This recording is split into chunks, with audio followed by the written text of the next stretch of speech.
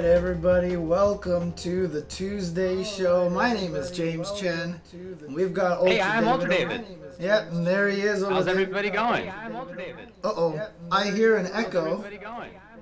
Man, we even tested it beforehand, but okay. That might be my fault. My video screens are playing probably. Actually, let me pause this. Yeah, let me do this really quick. Let me close this. Yeah, I think the echo should be gone now, right? Yeah, I don't hear anything ananymore. Yeah, right, that cool. was my fault. I forgot to pause the videos this time, so... First Dang, time... look at me. I look good over there. All right, let's talk about... Let's see how this goes. These topics.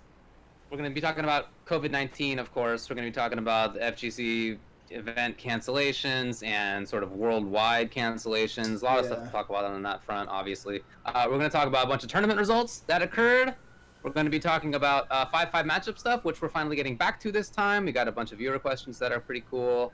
We got other game news, including Spawn. And then at the very end over here that my arm probably can't reach, other game news and community news. Yeah, also another thing too, just a question for everybody in the chat. Let me know if David's volume and my volume are, you know, at an even level, or if everything is okay. From my end over here, David sounds fine, so let me know if everything sounds good for you. Everyone's saying David's sound is bad. I sound bad? Let's see here. Thanks for the sub, Right Wall. All right, let me turn it up a little bit. I'm pretty sure I have that setting off on that automatic detecting thing, but do I have to move that thing a little bit further? Do I have to move the slider one way or the other? What are you talking about? You know on Discord how they have that thing where it says automatically determine input sensitivity? Yeah. Yeah, let's see. Let me kill this over here. All right, try talking again. Say a bunch of sentences here. Talking up a storm. All right. All right. Nah. Hello. That's good. Okay. I can't see myself on the stream anymore, but all right. Oh, yeah. Sorry about that. I have the thing open over there. Okay. Who is playing Sirens? Which one of us lives in the hood? We actually both live pretty close to, like, downtown areas. I live in downtown Hollywood, so... I can't believe you guys over can there hear it. is the Walk of Fame. It's crazy, because the siren is definitely coming from my side. Okay. I can hear it very faintly, but that's crazy that people can hear it so well over there through the stream, because I don't know. For me, it's crazy because when sirens happen like that, I basically don't even hear them anymore. Yeah. Sounds exactly the same. I basically agree with that as well. Yeah. So anyway, we are doing this broadcast from our different houses, and let's talk about why that is, right? It's not the case that either of us is sick. It's just that, and it's also not the case, by the way, that Los Angeles or LA County requires that people like stay indoors. We're not there yet, although other places are, obviously. It's more that we don't want to, you know, we got to like give a good example and take the conditions that are outside seriously, and I think it's important to show that we're doing that by not going over each other's houses right now. Yeah, I mean, pretty much right now everything is. Even though LA County is not, you know, at that bad of a situation, but you know, I think even all the restaurants, we can't eat inside the restaurants over here. We've been mandated to go everything, and I'm still heading out and buying stuff, and I'm terrified because I still need to head to the grocery store and grab some more supplies of stuff, but, you know, have a funny feeling. Look, as long as you are taking care of what you should be doing, right, you're washing your hands very frequently, you aren't, you know, sneezing or coughing or wiping your face or touching your face, you are, you know, trying to stay a little bit of distance away from people, when you are home or when you're out and you have control over whether something gets cleaned, you wash it, right, pretty regularly. As long as you're doing that stuff, people in our age group are not expected to have terrible complications from it. Your age group, okay. Oh, right. Come on, buddy. Seriously, I mean, we're not the ones who are most at risk. Now, that's not to say that we can't get sick. There are certainly people in our age groups who get sick. Some of them get very sick. some people die. It's not like we can't feel safe. I mean, we have to take this very seriously. But nevertheless, we're not in the age group that is expected to be bad. When I went to the grocery store, a couple of days ago, I've now been a couple of times to just sort of restock up on stuff. I did all those precautions. I also wore my face mask that I have. Not because it's going to protect me from getting sick, but because I don't want to take a risk of getting other people sick. So I don't feel sick, but maybe I'm just asymptomatic, but I'm carrying it. Or maybe I just got infected and I don't feel it yet, but I'm still already shedding virus.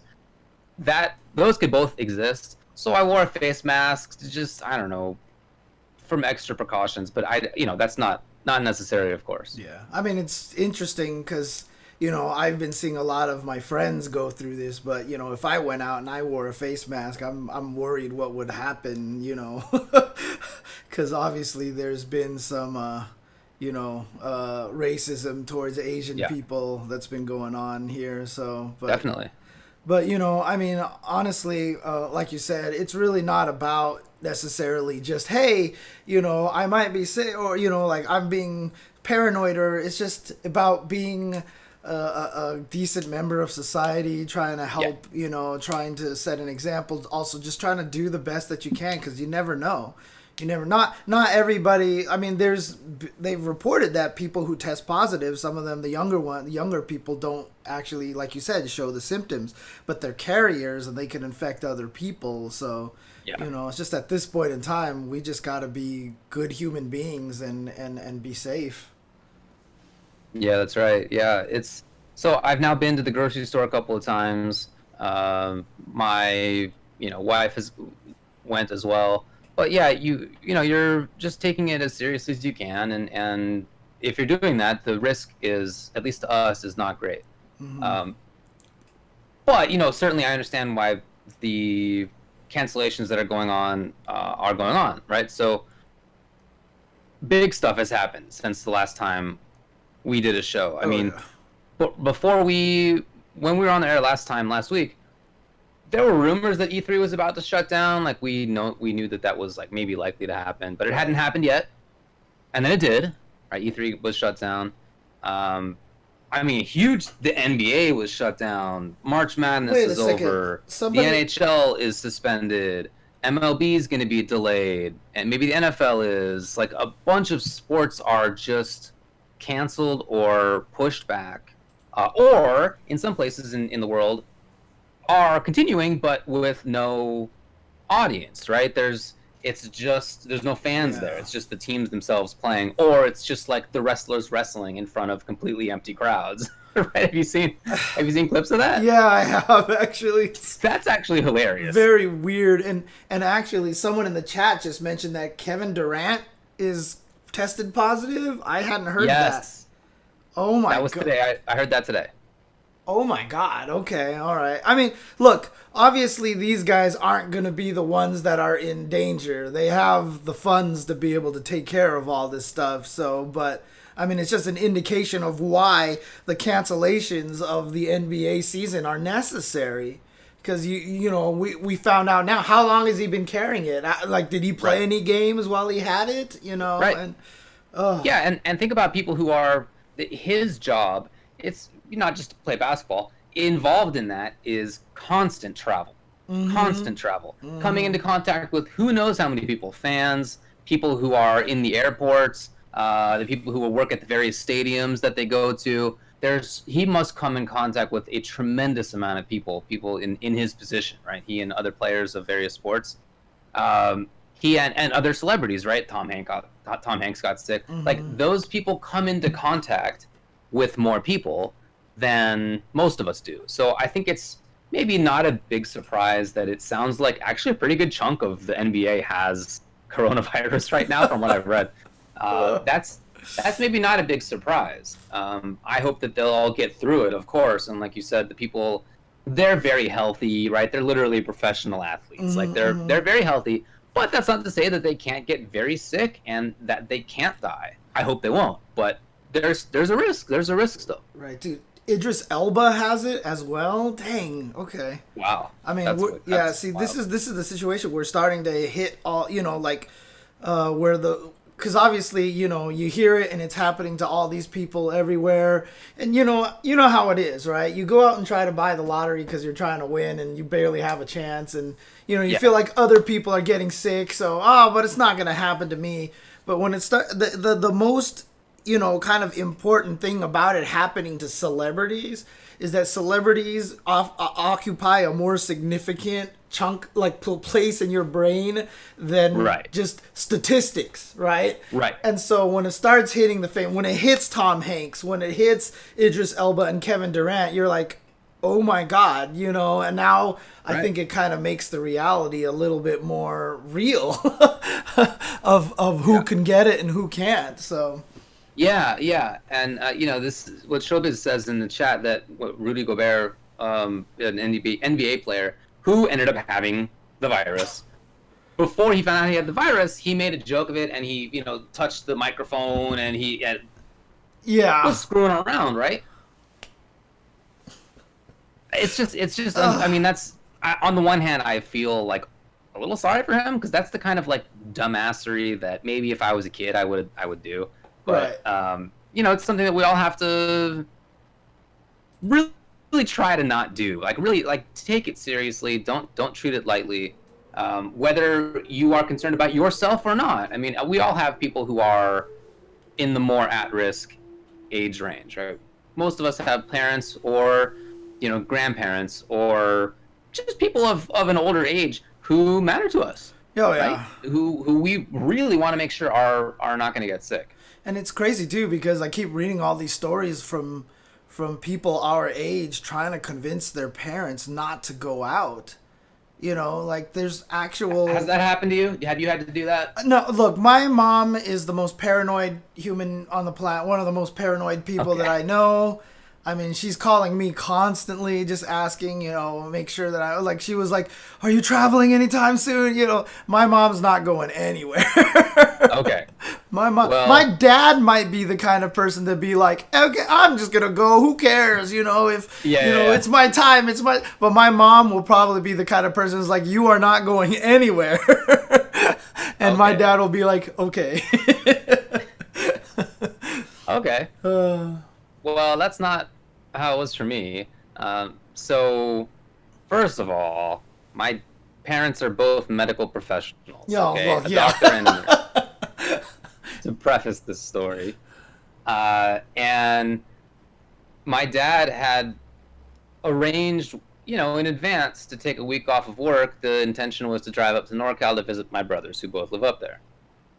They were going to take a nice long road trip up the one in California. You can go up the Pacific Coast Highway, basically. Beautiful views.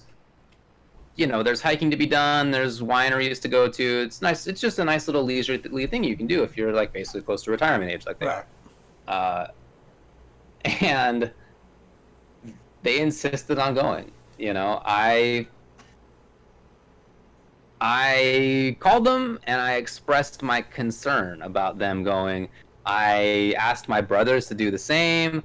They called and expressed their concern about going. Like, they're adults. We can't be like, you're not going, right? We can't do that. But we could really be like, look, you're making us nervous. Mm-hmm. You're of the age range, even though they're both quite healthy. My mom, literally, I'm not sure I can recall ever hearing her cough. I don't know that I've ever heard her get sick in my life. I'm not sure what her cough sounds like. But still, this is a new virus. You never know how it's going to react. So this doctor and a nurse, in the middle of the worst pandemic of their lifetimes, begin a trip up to Northern California. They went?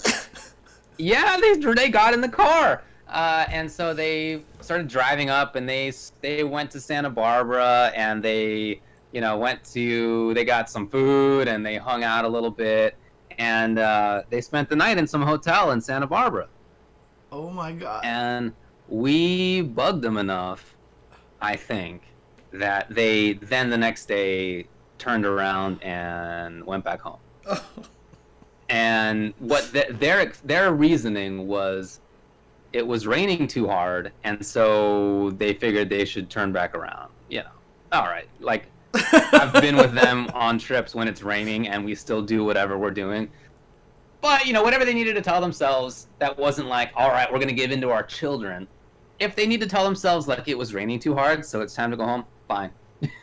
Totally fine for me. Like, as long Whatever as they're safe at home and not at risk of coronavirus. Yeah, whatever excuse is good enough for you. Exactly. Fine with me. And to be honest with you, yeah, they're adults, but you know what? I mean, it really does just get to a point in time sometimes where the kids have to tell the parents what to do. I mean, that's just, the roles reverse at some point, you know? It didn't work very well for them to tell my brothers and me what to do. And okay, fair enough. And it definitely does not work very well for us to tell them what to do. Fair We're enough. all pretty headstrong, I think, to be fair. And I learned that from somewhere, and I learned it from home, right? But yeah, I mean, they're literally a doctor and a nurse, and well, I mean, they've been kind of exposed to it in hospitals anyway, right? So I mean, so my dad has had patients with coronaviruses, right? This is a particularly new strain of the coronavirus, of coronaviruses. But he's had people who with coronavirus in the past, yeah. But this thing is new, and so they don't have any antibodies to it. Oh, right. And so far, there haven't been any confirmed cases in our home county, other than people who were on cruise ships and were quarantined. Right. Okay.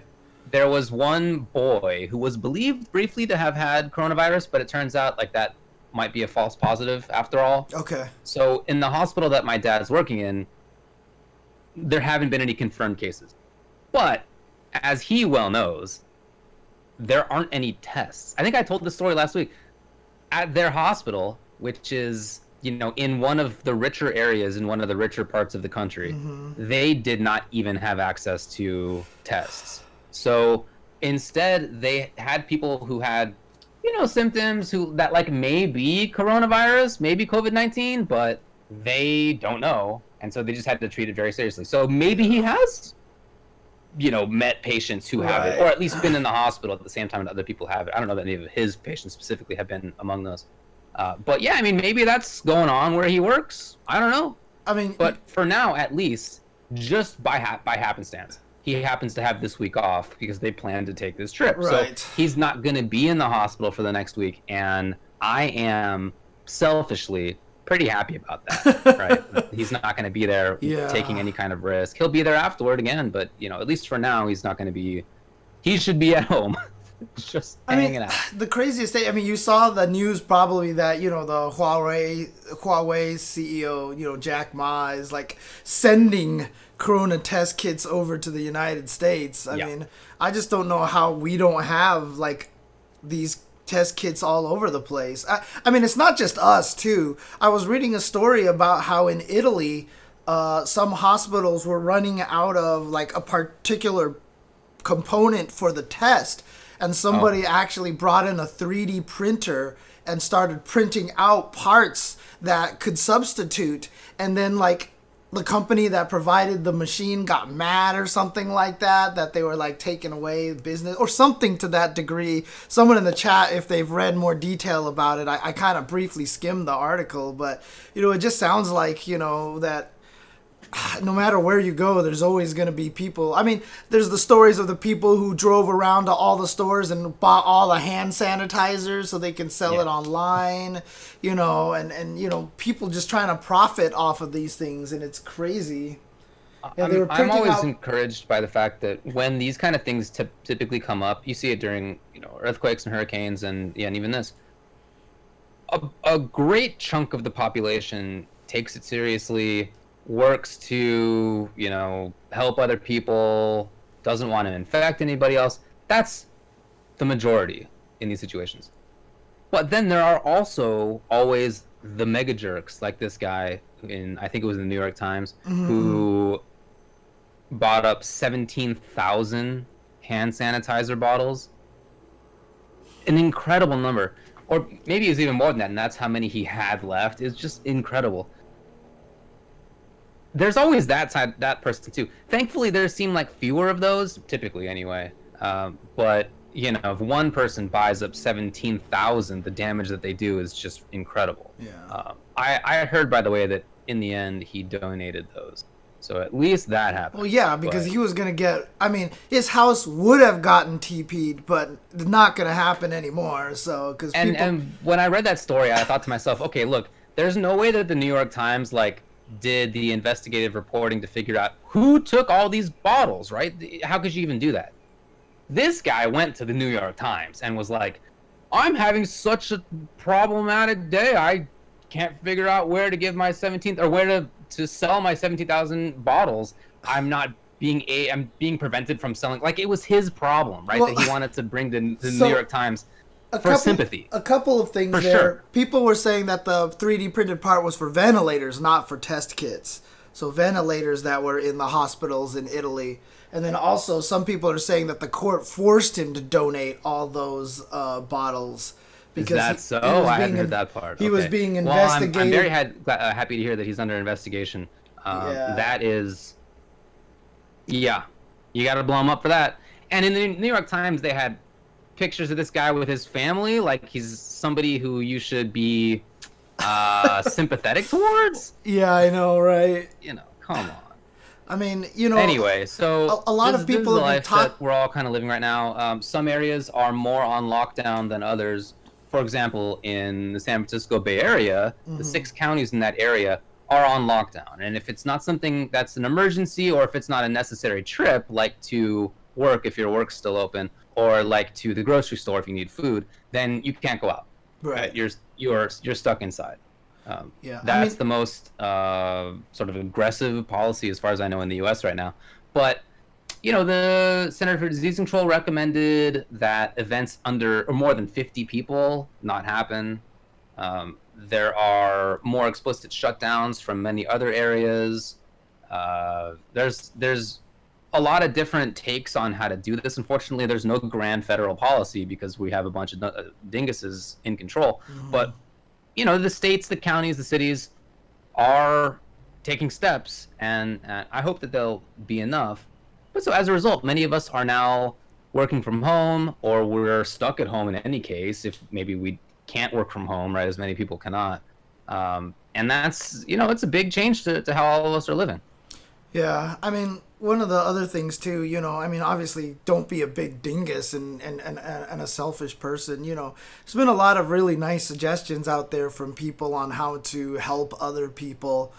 You know, for small businesses that are still trying to run, they suggested you can go in there and buy gift cards right now. So obviously if you can't eat at the restaurant, most restaurants sell gift cards. Buy gift cards from them to help, you know, give them some money at this time, and then, you know, you can use it later on.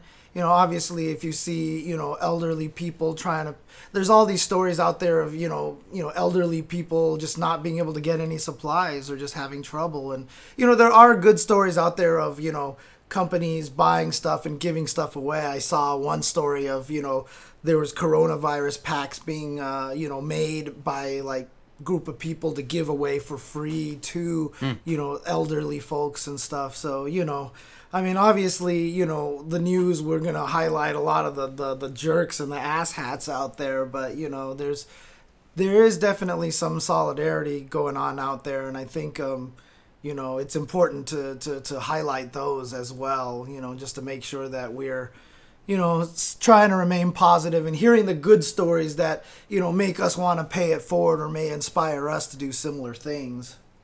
Yeah. Yeah. For sure. I'm down, by the way. We're down, by the way, to about 1.25 rolls, maybe a total of 1 roll. Tell your brother to stop putting them into your Nintendo DS's, man. Come on. What a reference. I mean, we'll be okay.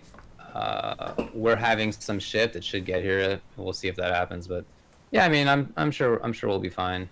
As far as what Super D says in the chat, what's the difference between the offender, devil's advocate, what's the difference between the offender guy we're talking about, presumably, who, you know, took 17,000 bottles, or a CEO that legitimately manufactures sanitizer and hikes the price? How would I argue against that? In exactly the same way. And No, my answer would be that there's not an important difference. And I think that that most states do have laws against gouging in instances like this. I would have the same kind of investigation against people who do that. I haven't heard about that happening, at least at the production level. I've heard about stores selling it at too high prices. I've heard about this jerk, but I haven't heard about the producers. But sure, I think that's the same. I think it's the same for insulin prices to go way up. I think it should be the same kind of investigation for that kind of stuff for sure. Personally, that's what I feel. I mean, it makes me think of those times when famous singers pass away and then Amazon and iTunes automatically jack up the prices of their albums, and I think the weirdest part is that when it's funny how our brains are like this, but when you hear a company do something like that, you kind of expect them to be evil, but when you hear like some dude is just trying to take advantage of this, you're like, man, what's wrong with you, kind of thing. But I really do feel like, we're getting to this point right now where we're really starting to understand. I mean, I feel like the country's really kind of starting to understand just how much the rich are stacking the deck in their own favor, and, just how much, how kind of screwed we all are in a lot of ways because, oh man, I mean, I just, although, the way the elections are going, the primaries are going, it looks like people aren't quite ready for it yet, but I do feel like we're getting there, I think we're getting there too, like I've been talking about before. I'm encouraged about progressivism. Anyway, Biden definitely won all the things tonight. As far as, so this is the world, right? The world is facing this problem. The FGC is but a tiny, tiny part of it. But let's talk about how it is impacting the FGC. Sure, go for it. So, I mentioned E3 got canceled. April Annihilation was canceled.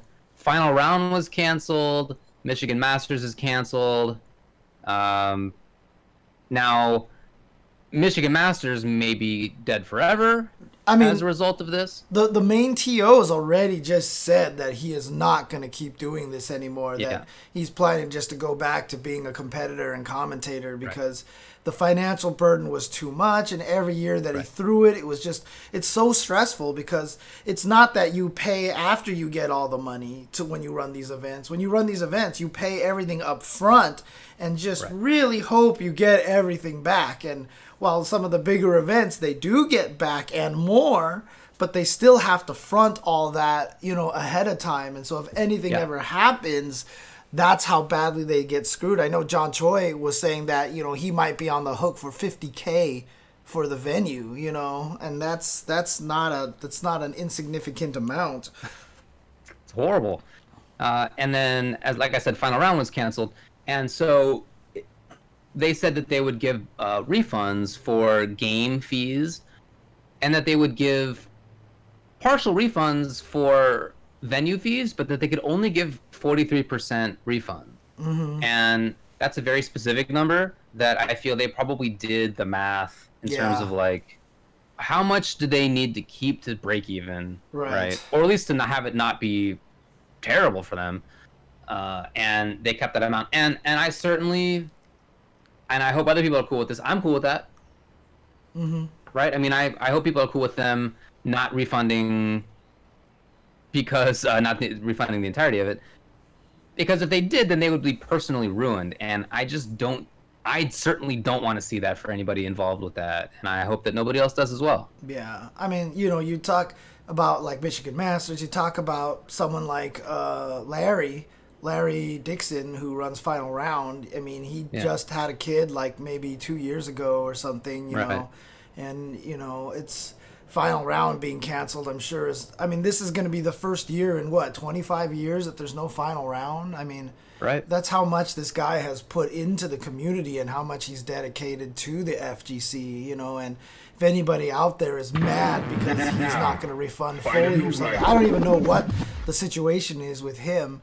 I mean, obviously, Jabali started kind of like a donation fund for CEO Dreamland, but all the TOs out there, John Choi, Larry, Big E had April Annihilation canceled on him. The Michigan Masters, as you mentioned, all these events, all these TOs are kind of in a rough situation. Again, these events have never been about profit. These FGC events have always been about, we just want to run something cool for the community, and we would like to do one in our area because everyone else gets it, so why can't we have one too? So we're going to run one in our area. We're going to put up all these reasons. We're going to do this just to make sure that our community gets to play. It's never been about them being greedy or trying to make money. I don't know any of these events that started as a means to earn money, and most of the ones that did are usually not around or never happened because they found out it wasn't profitable.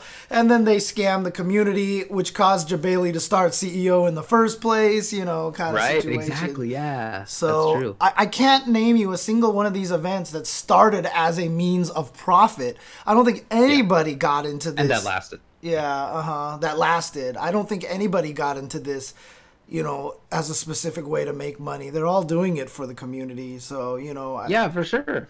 And, people in our chat were very supportive of the decision made by people at Final Round. Larry, obviously, the head of it, but other people involved there, too. So I'm happy that they're... I hope, I guess, that they break even and that it's not a terrible financial burden for them. And then, as you said... CEO Dreamland happened this past weekend, and we'll talk about the results later, but there were so many people who decided not to go and asked for refunds. And I think one way that you can really tell that these events are not just about profit, or even primarily, is that Jabali refunded people who didn't go.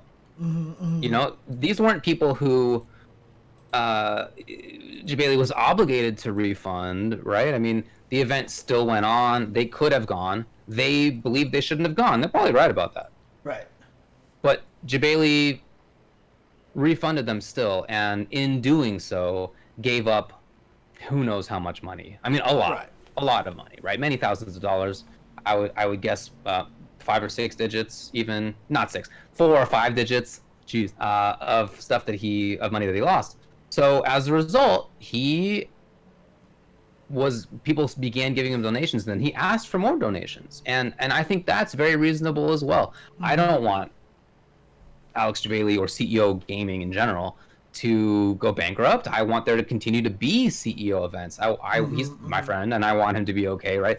So I'm that didn't put me off at all. I totally support that kind of thing. Yeah, absolutely. And, it's that interesting time because even, on my stream, I don't even feel right asking for subs and donations and stuff. Obviously, we're all hurt here as commentators. We're not getting any gigs anymore.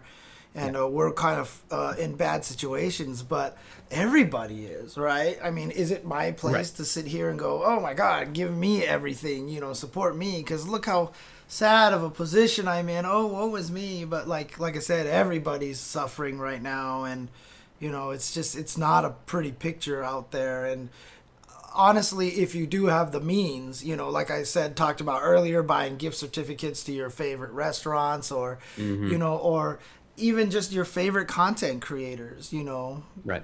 Just support them, hit them up, don't subscribe to their Twitch, not necessarily ours or mine or, or anything. Just, if you can, find somebody that you really appreciate and really want to support and try and do your best to help them because every little bit is going to be appreciated at this point. Yeah. I think that's right too. As long as people are not giving more money than they can, they have to keep some for themselves. But yeah, I certainly agree. And as Sir Serpa says, some of the people who won money at CEO Dreamland actually gave that money back to the event as far as the donations. Dang, that's crazy. Okay. So people are coming together of it. Yeah, I mean that's very admirable. Really nice that they did that. The topic of conversation that I feel we've been talking about on our show when I'm talking with other people in real life or on Discord or on Twitter, how is Combo Breaker going to be, right? Is Combo Breaker going to be able to survive this? I think they're in a very precarious situation. And Yeah. it's not just that so many of us like to go there that we're concerned about it, or that we like the people involved with it that we're concerned about it. It's the timing, I think. When you think about Evo is in July, and that, I think, feels far enough off that this could maybe be over by then, right? There's maybe not, but that seems plausible at least. But where Combo Breaker is in May, in late May, is this weird kind of time from now. In 2 months, maybe it's over by that point, but even if it is, you got to think that fewer people will be comfortable to travel. Yeah. And on top of that, that few people, relatively speaking, will have the means to still think that they can afford to travel. Right. So I think that window, that time that Combo Breaker happens to be, is just a precarious time. I'm although still concerned, less concerned about events like CEO and Evo, and then the many other events that happen throughout the rest of the year. Less concerned, but the events that are in April have canceled. Yeah. The ones in March obviously have canceled. And the ones in May, that's where it begins to be like unsure if that's wise to run. Well, but it may be that they just can't cancel, right, without there being drastic financial penalties. And so there's just this, it's a very strange position to be in. I'm sure very difficult. And the timing issue that you mentioned, there's a lot more to it than that, even just, when it's happening. But, Combo Breaker has grown exponentially year after year, and this is the first time Rick has moved to a new venue. He's expanded. Right. It's kind of similar to when Larry, after the first year of Street Fighter V, flooded Final Round and was like, all right, fine, I'll get a bigger venue. And then all of a sudden nobody went because everybody was mad about the previous year. Right. They just had no idea what was going to happen. It could be very similar for Combo Breaker. Pheasant Run just became too small. So Rick went out, got a brand new venue, more expensive venue, and then this happens, and obviously it sounds selfish to say, oh, this happens and it affects us. Obviously it's affecting everybody, but point being that, then the coronavirus happens and he just spent more money on a bigger venue and everything. And so if it does have to cancel, he's on the hook for even more. He also just had a kid, and trust me, that's not inexpensive either, and so, it's very, very unfortunate timing for Rick and for Combo Breaker, so. Yeah, absolutely it is. And by the way, it wasn't just that they needed to get a bigger space. The Pheasant Run closed. Oh, that's right. That happened too. Yeah. So they can't even go back there. Yeah. Yeah. No, it's a very worrisome situation. Oh, that's right. That was something I wanted to talk about, and I wanted to talk to you specifically about this, David. So, one of the things that they had talked about, CEO Dreamland and Jabali said that he can't really cancel the event unless the city mandates it, because then he can claim a force majeure or whatever, however you pronounce that. Yeah, that's right. What is that all about? So basically, he has to run it because he can't really request a refund from the hotel unless it was a city mandated thing, or how does that all work? Sure. So the basics of it is that if you sign up to perform something under a contract, but then that thing is impossible, you can't be held to enforce to do it, right? Okay. That is to say, this is the example that I learned in law school. I think is just it's a handy one. Say that you are employed to till a field, but then that field slides into the ocean. Are you supposed to still till the field? You can't, right? It's impossible because it doesn't exist. So you cannot be held to your performance of that contract, which means that the contract's voided, right? It's basically done. It's canceled in a way. And that's a well settled piece of contract law. So that's impossibility is that doctrine. There's a similar one called impracticability, where if it's just like impractical, it's a little bit different, but same idea. Now, do these things have... There's another one. Do these things have to be written into the contract? No, those do not. Okay. Those are just basic parts of contract law that don't have to be written in. What needs to be written in or at least is better to be written in, is what you mentioned, force majeure. Okay. So if there's some, grand force that prevents you from doing a thing, then it's the same kind of idea, right? It becomes impossible, and so the contract's not to be enforced. What's useful to have a force majeure clause in a contract for is to specify like exactly what count, right? What counts for sure. So what's always written in there are acts of God, and that's usually interpreted as like nature. A hurricane destroyed the building, an earthquake destroyed the building, like things like that. You will also often have like a riot that prevents it from happening, or an act of government that makes it illegal, or that otherwise prevents it from happening. So those are like common things that are in there.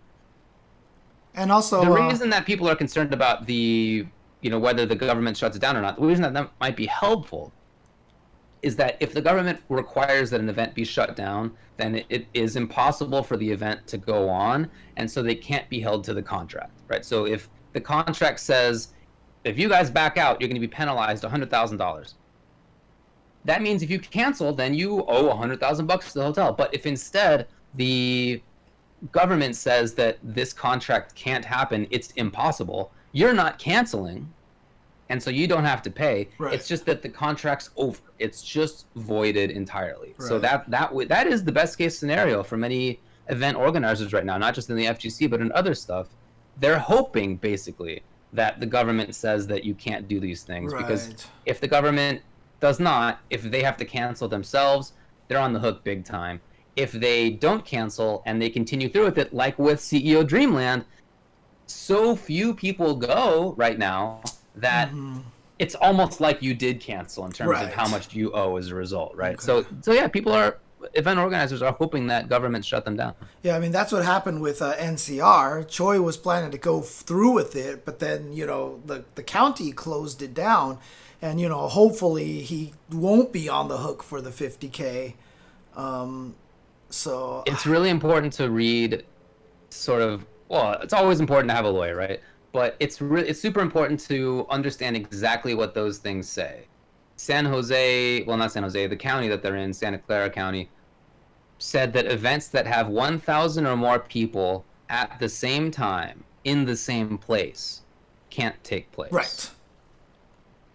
I mean, even that's not the same thing as saying that there's 1,000 people who enter a tournament, right? Those are two different things, legally speaking. And hotels will definitely be as fine as they can if they think that they're going to be out however much money. You have to be super sure. The county said that events of 250 people at any one time are shut down. So, I mean, they're okay now. But yeah, I mean, that's something you have to make very sure that you are correct about in interpreting. There's really only maybe a few, certainly one of FGC event, maybe 3 that have 1,000 people in one spot at one time. That's quite a high burden, but anyway, 250 people should be a kick, so I think they're probably fine. I mean, there was a tweet out there about, I think it was WrestleCon, right? People have been mentioning it in the chat, that someone tweeted out that the Marriott is trying to, force them to pay like $100,000 or something in losses because WrestleCon was canceled. Right. So, like you said, not all of the hotels are playing nice. What's interesting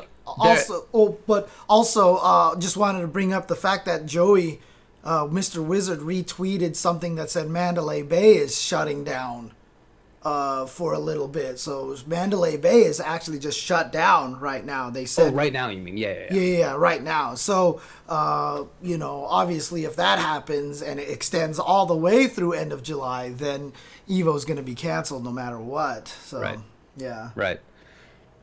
Yeah, well, look, at amounts of money like $100,000, that's too much to, I think, care about the reputational harm of enforcing a lawsuit like that. Everybody thinks you suck if you're the hotel who enforces that kind of penalty by going to court. You lose big time in the court of public opinion. But $100,000 is, I mean, that's multiple employees' year-long salaries. Like that's legit money. At that point, even if people think you suck, I get it. I understand. That's too much to play with, really. God. By the way, yeah, as everybody in the chat is mentioning, in my contracts, I do include under force majeure zombie apocalypse. Yeah, I was about to make a zombie apocalypse joke for I do that mention reason, that so. in contract language. There's a couple reasons for that. One is that as a lawyer, you don't have much room to express yourself in contract. But then the other one is actually a little bit more practical. Have you ever heard the story about how a band required that they get a tub of only green M&Ms? Yes. Uh-huh. Mm-hmm. So this is one of the most genius contract ideas ever. Everybody rips on. The idea behind that is that they sent a whole list of requirements to every venue that they were going to play a show at, including all the technical specifications, safety stuff, everything that they needed to make sure that the show was going to run safely and well. And included among this big old list of things is the bowl of green M&Ms.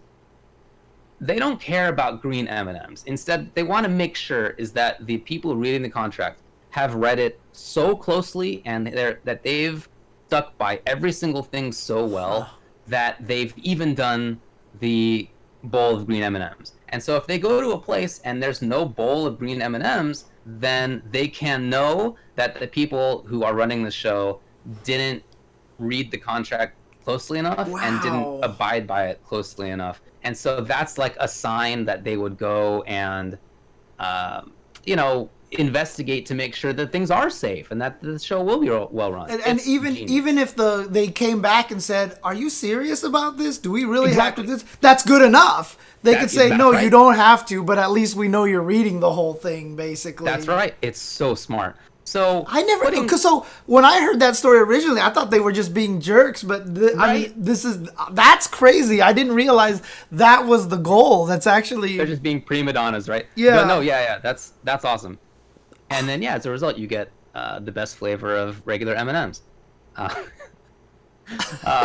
Zombie Apocalypse is kind of like it's a tiny take on that. You're just if I see something that's like that in an opposing counsel's contract, I pay attention to that. I'm noticing. It shows that I'm paying attention. Mm-hmm. When my clients read through it. I always, when I send a contract to a client, I always want them to read it so that they know what they're signing, right? Mm-hmm. Even though I'm their lawyer, I'm doing my best for them. I want them to know. And so if I'm like, hey, read through all this, make sure you understand, let me know if you have any questions, let me know if anything seems weird. And they don't come back and be like, zombie apocalypse, huh? Then I'll know that they didn't read it, right? It's like unlikely that they read the whole thing because they would see a zombie apocalypse and be like, why is this in my contract? So, it's the same kind of idea. Anyway, yes, it turns out that zombie apocalypse is the closest thing that many contracts have. I'm not the only one who's done this. That many contracts have to pandemic in force majeure clauses. So force majeure typically does not include disease. It can. It's just not something that most people have thought to put in as lawyers, to be frank. Right. I mean, we got to do that from now on. But as a result, if force majeure was written to include what if there's a pandemic disease that people are afraid of? Then then that contract you can escape because it's explicitly in there. That's just very few contracts that do have that for now. Yeah. Man. But, I mean, so let me see. Is it illegal for a business to neglect closing business operations during a state of emergency and put profits over health of population? It just depends on what kind of business you run. That's really what it is. Okay. Yeah. Anyway. Yeah, it's kind of an interesting time. And the worst thing about it, honestly, is it just didn't feel like our government was taking it seriously at first, and now they're obviously been caught off guard, and it was a surprise that this all happened and everything. So. All right. So it's not just the big ones that are closing down. Many locals are gone. For now, in hibernation. Our Worlds Collide locals are off. There's going to be an online tournament instead. NLBC is Wednesday closed. Night Fights, same way. Yeah, NLBC closed as well. So, tomorrow there's not going to be any of those tournaments. tomorrow. And I know that the locals in Chicago are the same way. I assume most cities are dealing with that same thing as well. So, all right, all this stuff super sucks. But let's talk about how the FGC is kind of adapting to this, right? Okay. And we're trying to. That's just the state we're in. More online events. Yeah. Right? People have been announcing more tournaments, and long-time existing tournaments have been getting more entries. So, Reddit/Street Fighter has been running weekly tournaments forever. Long time at this point. And they had over 100 people in the East Coast only tournament. Dang. So they're getting more people entering. Dude, did you hear how many people were in Ronin Rumble this past weekend for Grand Blue Fantasy Versus? 219 people were in that. That was we used to go insane over those numbers at Evo for MVC2. Right. We were like 200 people. Oh my! There were 219 people who entered Ronin Rumble this weekend for Grand Blue Fantasy Versus. That's amazing. Okay. Yeah. And then the Coliseum is the Mortal Kombat weekly that Mr. Aquaman's crew they're just starting again, or they're just starting it, and that got a ton of people entering. I mean, so there's a lot of stuff going on. Rafts bringing back Fates Crossing for BB Tech. Oh, nice. Like, there's a lot more online events that we're going to be focusing on instead, because that's all we have right now. Yeah, and honestly, God, now is the time more than ever to just go play Mortal Kombat, man, because you're gonna get netcode, like real netcode. I tell you, I was playing some Grand Blue Fantasy Versus yesterday, and I had some matches that had like 7-8 frames of delay, and doesn't sound like a lot, like a frame is a 60th of a second, but it is all the difference in the world. And I don't know if that means that these companies are going to look more closely into. I would love to see a stat right now on Steam of which fighting games are getting played more, because we're all self-quarantining and we're all sitting at home and playing fighting games. I wonder if the ones that have better netcode are the ones that are being focused on right now. I mean, obviously Street Fighter V, the netcode is better than it was before. It's still not perfect, but it's still rollback. So I imagine Street Fighter V is probably doing pretty well online. I got to imagine games like Mortal Kombat have had to have increased their player base. Garou, Mark of the Wolves, them's fighting herds, Fight of Animals, all these things I got to imagine are doing better now because we're all playing at home.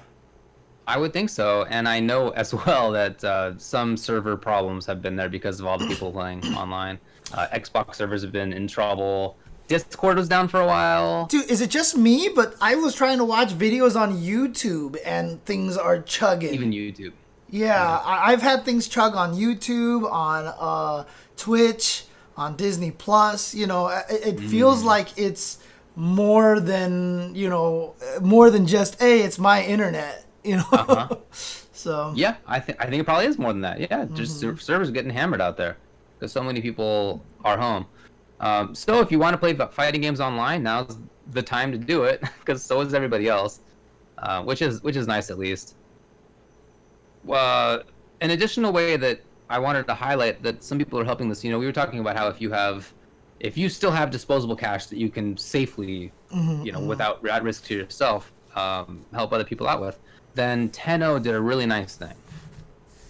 Right, so Tenno is a fighting game broadcaster. They do most of the big events nowadays. They do most of the pro tours when those existed, and they put out a donation initiative, which I'm going to put into the chat. And the reason that I wanted to highlight this is that it's important to realize that the people who are doing FGC events as a significant part of their income, many of them are people who are relatively behind the scenes that folks at home may not know, right? So if they're maybe artists, or they are production, or they're support staff, they are TOs, but maybe not the ones who are like the face of events. Like, there's a lot of people involved in these things who are under the radar and cannot as easily have a platform to ask for help. So I like this because this is all in kind of a focused spot. Quite a few people who have been very important to putting on FGC events, both for people who are at the venue and for people who are watching on stream. Yeah, I mean, I'm just looking through the list and seeing the people on there, and Yeah. actually, surprisingly, a fairly short list. I mean, if you are a person who is a content creator, and I mean, I see a lot of guys in the chat. I see guys like Ace King Offsuit. I know these guys have been doing a lot of stuff. Sure, a lot of those guys could try to throw their name in there.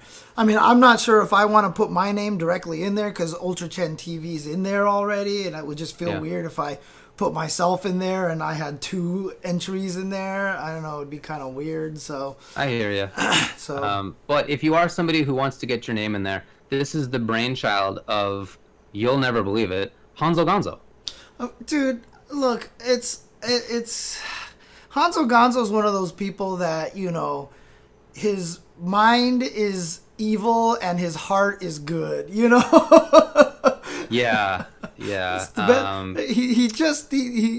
a troll in so many ways, but again, he has such a strong understanding of how the world kind of functions, and he really tries to do a lot of good things. So he's a good guy. I feel that he and I have pretty similar personalities in some ways. Yeah, I agree. I think he's a little bit more extreme than you. Yeah, I think that's fair to say. But he's a little younger too, so I'm not sure that you would have said that if I were 10 years younger. Yeah, I guess that's true too. That's true. I mean, look, you are Shinfart Butler 69, right? So I am Shinfart Butler 69. That's a very Hanzo thing to do. Right. Anyway, check this out. I put it in the chat. I'll try to remember to have this up on the YouTube video as well, just so people can check it out. Again, please don't give any money or spend anything if you can't yourself definitely afford it, because who knows how long this kind of stuff's going to last. Who knows how long we're going to be sequestered indoors, how long we won't be able to make money. Make sure that you plan things out for yourself. But if it's something that you can do, then these people would appreciate your support. Hang on 1 second here. I'm gonna see if I can add it to the. Yeah, there we go. I just added the link to the bar at the bottom so that you can actually see. I hadn't heard of this before, but so thanks for putting this in chat. The Smash GG info. Blue put it in here. What's up? This is a relief fund donation shop on Smash GG, and the goal of it says, is to help TOs in trouble by making donations to help cover their event costs. Our goal is to pass the money made from the fund directly to impacted TOs. We'll distribute all the money collected by the fund after transaction fees to each TO based on the donations they receive, and we'll continue to add other TOs affected in batches to help as many as we can. So then you scroll down a little bit, and you can give to a general TO relief fund or NorCal Regionals, Pound, Final Round, CEO Dreamland. Yeah, I see. Hopefully that will be other ones show. Well, maybe we won't need to, but the ones who are affected, I hope will put themselves on there as well. Yeah, I mean, I'm sure this just started. Yeah. Well, because if you look at it, so far it looks like the general fund has raised $24, and none of the events have any money in it right now. But hopefully, the more word that this gets spread, then people will be willing to help and willing to donate some money to these guys to help them out. Again, I'm gonna try to remember to put that up on the YouTube video as well. Okay.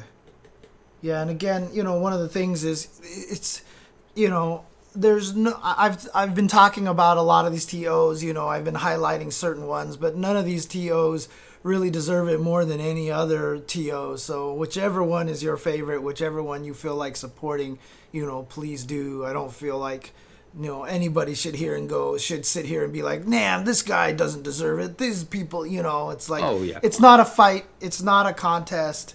We're trying to help everybody out here.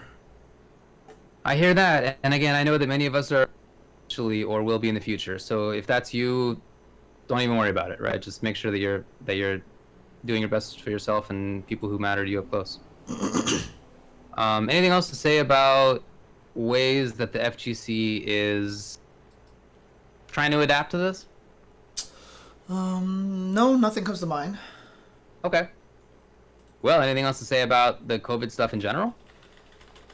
I mean, without trying to get too political, no, so we'll just move on. So Okay. I put both of the links down there at the bottom there. I separated with the pipe character there, so you can actually see the 10-0 donation and the Smash.gg fund at the bottom of the page right now. So if you know, you don't see, if you're watching this embedded somewhere or something, I don't know how that would happen, but you know, or if you don't have access to the link, you can just manually try to type it down there. I'm sure you can also go to Smash.gg and just do a search for, you know, relief fund, and that would help show up as well.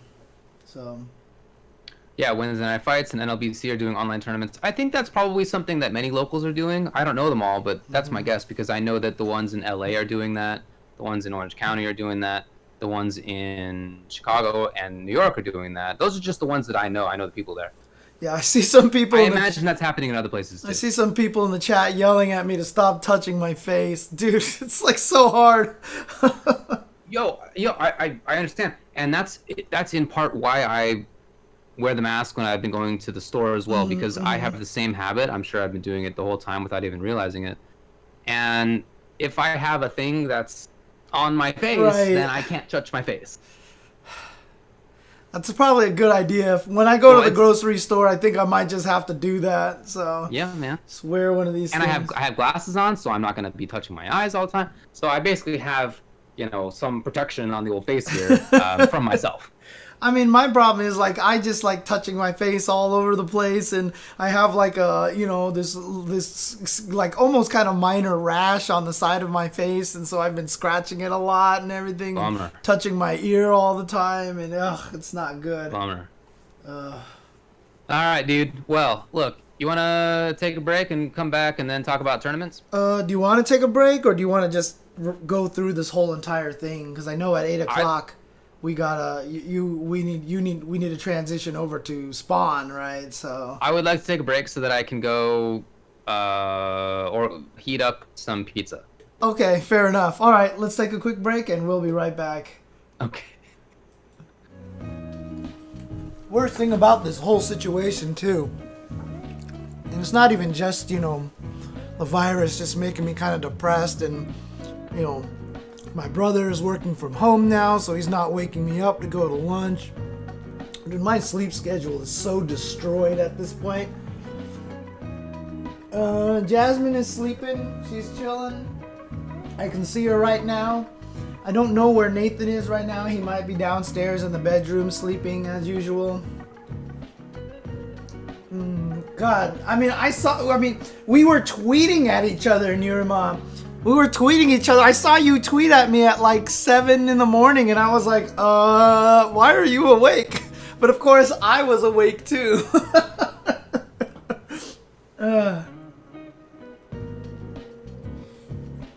You're in Texas. Jesus, okay.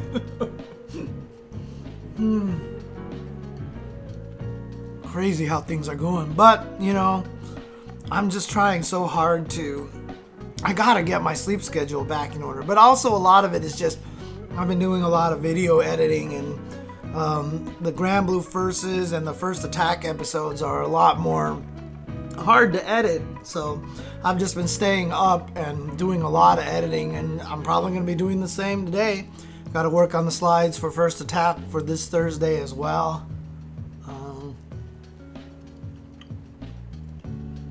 I keep reading all these things about people like, man, they're self-quarantined and they're bored and they're running out of things to do. Here's some ideas, like clean your house. And I was like, God damn, I wish I could clean my house.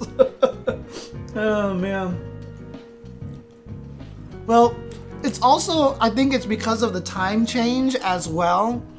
The cats become more active when the sun goes down. And where I'm at right now, it's still a little bit bright at this time of day right now. Normally, before it got darker a lot earlier, so the cats aren't as active when the sun is out. Cats are naturally not daytime creatures; they're nocturnal creatures. Oh, thanks, Elm. Hey, if you have any feedback on anything in particular that's been helping, anything that's been particularly useful, let me know. I'm trying really hard with that.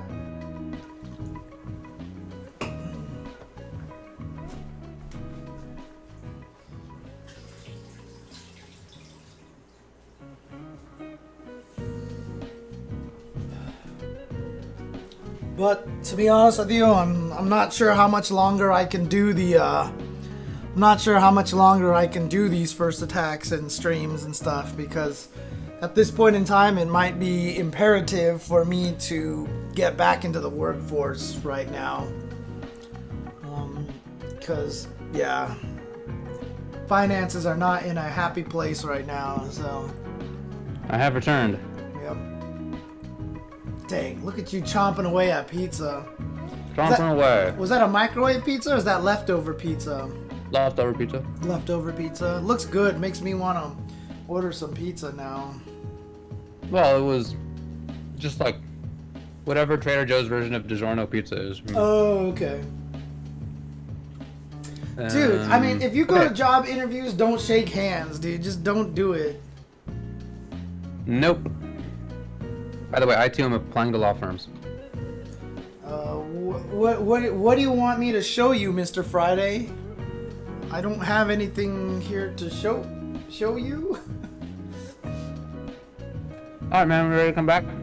Yeah, meter usage, Elm. Yeah, no worries. That managing resources is something that will come up eventually, but probably not for a while, just because I have so many topics to go through. I mean, literally, I've written out a syllabus, and I'm full of topics for the next few weeks, which is a good thing. So, okay, let's go ahead and get ready to jump back. Are you ready, David?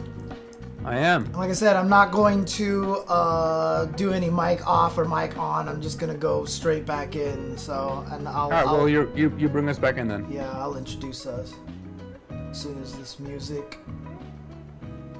goes away.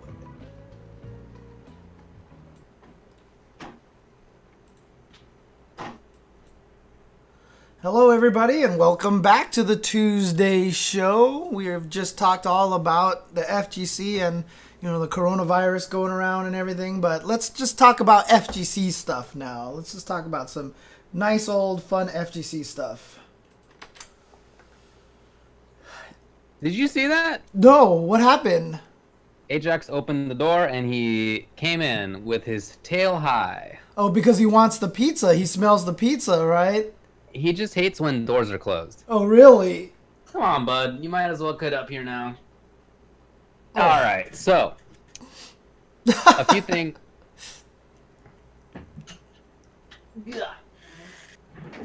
All right. Well, a few things did happen over the weekend, even though you look like you're a down. character in a first-person shooter, and Ajax is the main character right now. You know. Hey, buddy. Look, let's talk about some of the stuff. Did you watch Reflex 10K?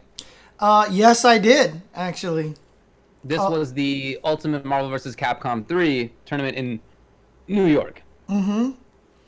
Put on by K-Brad, and brought back a lot of the old school guys. And yeah, all of them out there. People kept calling him Corona Brad now. Because, you know, they were just saying, you know what? We're going to do this. We're going to have fun. And it was nice to see. It was a great thing to see and have all the players there and, you know, to see an event going on like that. It was encouraging, obviously terrifying at the same time, because we're still at a phase right now where we don't know if anybody's affected there. But, you know, hopefully, you know, knock on wood that everybody's okay. Absolutely right. Yeah. A lot of people, you know, understandably, didn't go.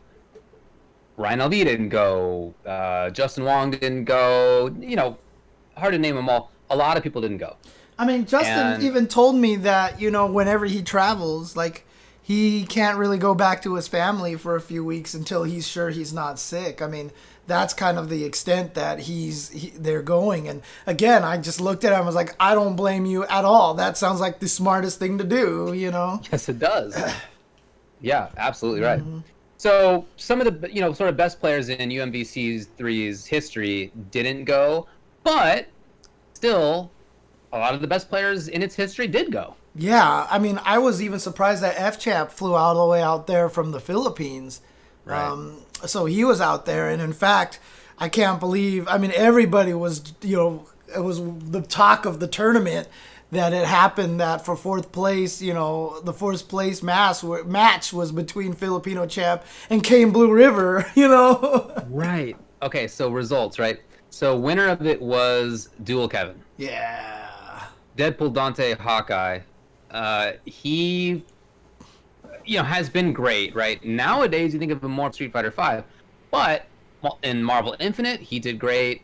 In late Marvel 3, he was becoming one of the best players. Yes. But he was kind of relatively a late bloomer compared to some of these other players. Mm-hmm. So I think that's super, super cool for him that he took this. Look, it's 2020, right? I mean, the game is 9 years old, in Ultimate Marvel is. Mm-hmm. And that's, it's, are you playing the best that you're playing ever? No, but still, I mean, frankly, but still, it's a great feeling, I'm sure, and he said it was a great feeling to win this thing, to finally prove that he, can be one of the best. Yeah, I mean, he definitely got hype enough to, have some choice words for other franchises. But he was clearly one of the best in MVCI. So Yes. know that, his mind is in that place, his brain is right there for it. So, no surprise that he was able to take it. And, he beat F-Champ in Grand Finals. F-Champ did reset the bracket as well, coming from loser side. He was sent to losers in a dominating 3-0 by Dual Kevin. And so, that's not only, talks about Dual Kevin's skill in the game, but also the mental fortitude that he's developed over the past year or so, because he got reset by Champ, and, that could have broke a lot of people, but he still managed to pull through and take it. So good job to In a 3-0, by the way, in the second set. Yeah, exactly. Like a pretty quick 3-0. So he played great. Filipino Champ got second with Magneto Doom Phoenix. And he still looked mostly like himself. He was still doing infinites in there. His movement with Magneto still looked great. I mean, even the commentators were kind of echoing what you said. Like, they were like, oh, he's still doing this. Oh, my gosh. And actually at first, when the tournament was in its early phases, F-Champ was missing a lot of plink dashes as well. And he even mentioned that, like, he jumped on the mic at one point and was like, yo, I got to stop missing these plink dashes. And you could hear K-Brad going, oh, okay, he's getting it now, So, there was definitely some rust there. But again, these guys are some of the best at the game.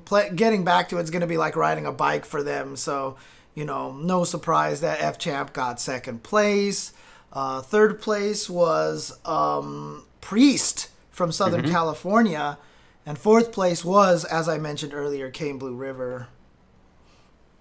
Yeah, that match between Kane Blue River and Filipino Champ was it was like scriptedly perfect. It was fantastic. Champ going up 2-0, and then Kane Blue River coming back, tying it up 2-2, and then it went to 3-3, right? I mean, it was a 4-3 victory, I think. It was 4-3. Yeah. It was right. It was right to the end. Yeah, it was snake tips rules, so it was right to the end of 4-3, and really, really good set, back and forth, and Kane Blue River won some rounds that team wins, right? Where he just like gets an air throw at the beginning of a round, and then it's like 2 more decisions and he wins. Right. Right? It definitely happens with that team. But then there were also some rounds that were just very much a Filipino Champ round of like him running away with Magneto, zoning out with Magneto and Doom. Phoenix getting 5 staying bars. Away, just staying away. Phoenix getting 5 bars, and then popping Phoenix, and then what does Hulk do but die, So I thought that was just an awesome one. And then, of course, they had a giant rivalry back in the day. Classically, I forget now which major it was, but, they had exhibition set that F-Champ dominated in, and then the next day they played in bracket, and Kane Blue River actually won that one. And that was big news at the time. It was obviously one of the biggest games in the FGC at the time, and so for that to see kind of a redux, I thought was really great.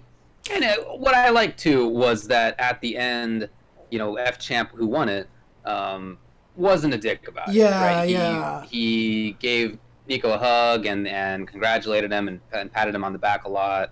Yeah, So I thought that was good to see. everybody in the chat was like, "Mic up, champ," because they all thought that. And K-Brad was like, "Yo, that's not gonna happen."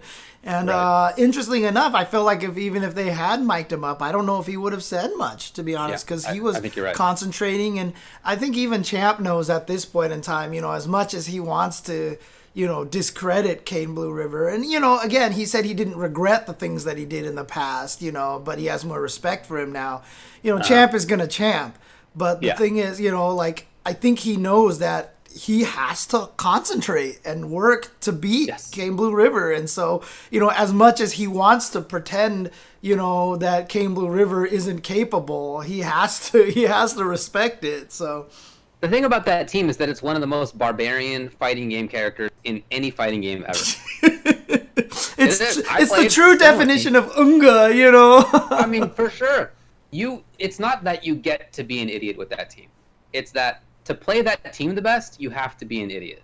Right? Yeah. You have to play as an idiot. Like that's the team promotes that. That's what it does well. So when people see KBR and they think, "Oh, he's mashing H, mashes Lariat," well, that's the team, right? He's playing it right. Like I've always been excited to watch him play.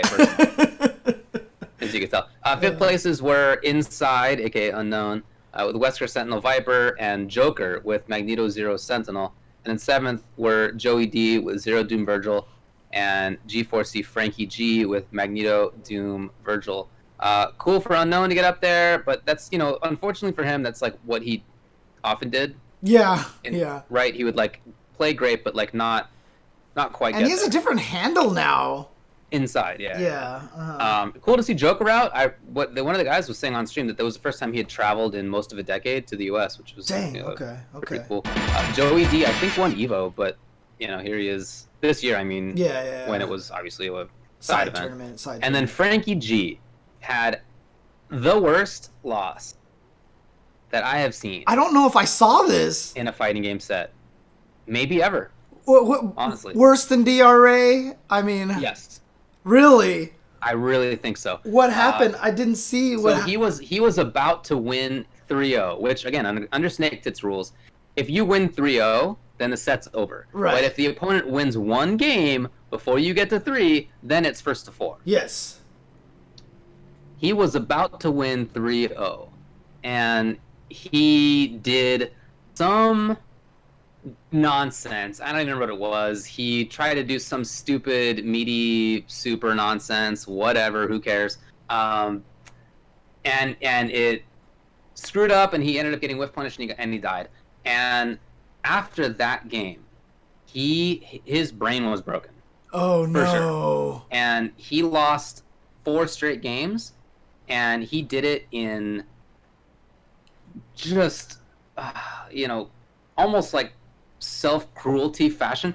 He, as Anchor Virgil versus Sentinel, he got zoned out by Sentinel drones and died to full-screen Sentinel drone. I don't know how that happens. You have a teleport, and you have a character with, just a little shield that you can basically put on yourself. Right. And it's a horrible match for Sentinel. And he just jumped into drones over and over again and died. It was absurd. Jeez, okay. Absurd. I mean, some people... Okay, people are bringing up Perfect Legend losing to Sonic Fox. Okay, that's the worst. You're right. But which one? Oh, no. Perfect Legend. Okay. So, I mean, you're talking about, like, that kind of situation. I'm thinking of, like, just, like, one of the saddest ways to lose a match ever. Yes, right? That's Sentinel way. You're Virgil versus Sentinel? I mean, like I said, DRA blew himself up with Deadpool versus Mike Ross, right? I mean, that was I remember. You have to see this clip. People put it in the chat here. Anime Lover put it in the chat. Yes, I have it now. So let's. I'm gonna put it up in the thing because people want to see this. So hang on a second. The view of David might get blocked a little bit by. Yeah, let me see here. Let me add resources here. Let's do this. So this is the clip right here. Here's the clip. So let's go ahead and watch this. Not gonna fall for it. Also, new X Factor was available, so it wasn't gonna fucking dash overcommit. coming at Oh, grab. Jesus. Don't dash Oh, coming dude, at grab. Virgil's zoned out. That's it. It's over. Yeah, This is the infinite. This is the infinite. This is the infinite. He can't get out. It's over. What are you doing? It's over. What He's gonna get chipped out. happened? Watch. He's dead. He's dead. He's dead. He's dead. I told you. Nice. It's the infinite. Wait, what? Okay, how did he lose that much health? New X Factor Is this James, X? his brain was broken. His X. It was just because X Factor is on, so everything he got hit by just did extra damage. This is the infinite. This is the infinite. He can't get out. It's over. It's over. He's gonna get chipped out. Watch. He's dead. He's dead. He's dead. He's dead. I told you. Nice. It's the infinite. It's actually crazy because it's not even remotely close to the end. Wow. You can literally duck the ones that go upwards. You have super jump available. I really think that set in total, and then that particular game, some of the worst, honestly. That's rough right there. Because that's clearly not a real thing. We've never seen that before in our entire lives. No. Anyone getting zoned out by X Factor Sentinel, but shout outs to his opponent who I feel bad for Frankie. I mean, that's on the one hand you make fun of it, but on the other hand, like that has to really sting. I mean, honestly. look, the whole thing, that's why I talked about Dual Kevin's winning in the second set, because mental fortitude is such a thing, and that oftentimes is, because look, Frankie's a good player, and I was about to say congratulations to him to getting top 8 at this event, because he's a strong player. He's been playing for a really... Chris G and Ray and Ninja Nam and Obama all places. He got above them. Right. And that's the thing, right? I mean, these players are all good. They've been here for a while. They've been doing well. But most of the time, what separates the tournament winning players from, the players who are just good and, unknown, getting in top 8 but not ever finishing, is that mental fortitude. A lot of the times it is that mental strength to not get caught up on stuff. Like, for example, I'm terrible at that. I miss a burn kick and then I just think about it for like the next 10 hours and I'm like sad about it, and so it affects me. And that's you just have to not be able to let those things get to you. And it's one of the hardest things about fighting games, because again, it is a 1v1 and you've got no one to blame but yourself. You can't, there's just no excuses. You can't escape that, outside of my controller doesn't work, which is why when people lose, everyone always looks at their controller and moves the joystick like, I was trying to do this, kind of thing, right? Because it's a way to deflect blame from yourself. And that's the hardest part about fighting games, man. They're so mentally crushing. Oh, God. Like in 9th place is Chris G and Ray. Yeah. That was very surprising. I mean, Chris. Anyway, really fun to watch. Glad that they. Honestly, I feel like they shouldn't have held it. To be frank. Yeah, of course. Yeah. But still, I really enjoyed watching. So, it was a nice thing to have on, and just a nice way to have a good time. So yeah. Yeah. Topanga Championship occurred. The Topanga series has been going on, and coming into this in Topanga Block B, I think he was. Yes, Tokido went 8-0. Yeah. in the group stage, right? And it's so he didn't lose a single one to Kawano, Fudo, Ryusei, Naomin, Nemo, Machabo, Sako, and Kichibama. And I think my favorite comment about that whole entire thing was that, did it feel like Tokido kind of tricked us all? Because all the talk of the town was, he's been playing Chun-Li and he's been playing Yuri, and then he came in and cooked everybody with Akuma anyway. He did. And in the final tournament, he won it as well. I mean, he did lose the Mago. He built a lead against Mago, and then Mago beat him, but then just the way the records work, it didn't matter. He was still in the championship match against Daigo, so it came down to himself and Daigo. Yeah, and he blew Daigo up. Dude, he 7-0'd him.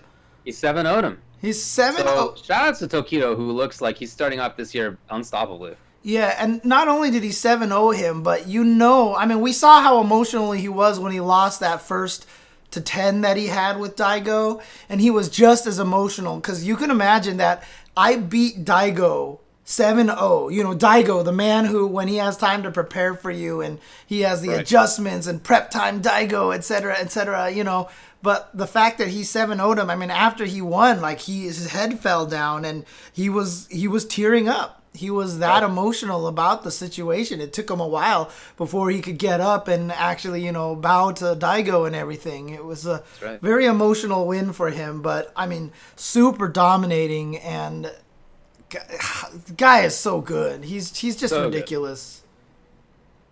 Yeah, Fudo, Mago, Daigo went 3-2, and then Kawano and Dogura went 1-4. Yeah.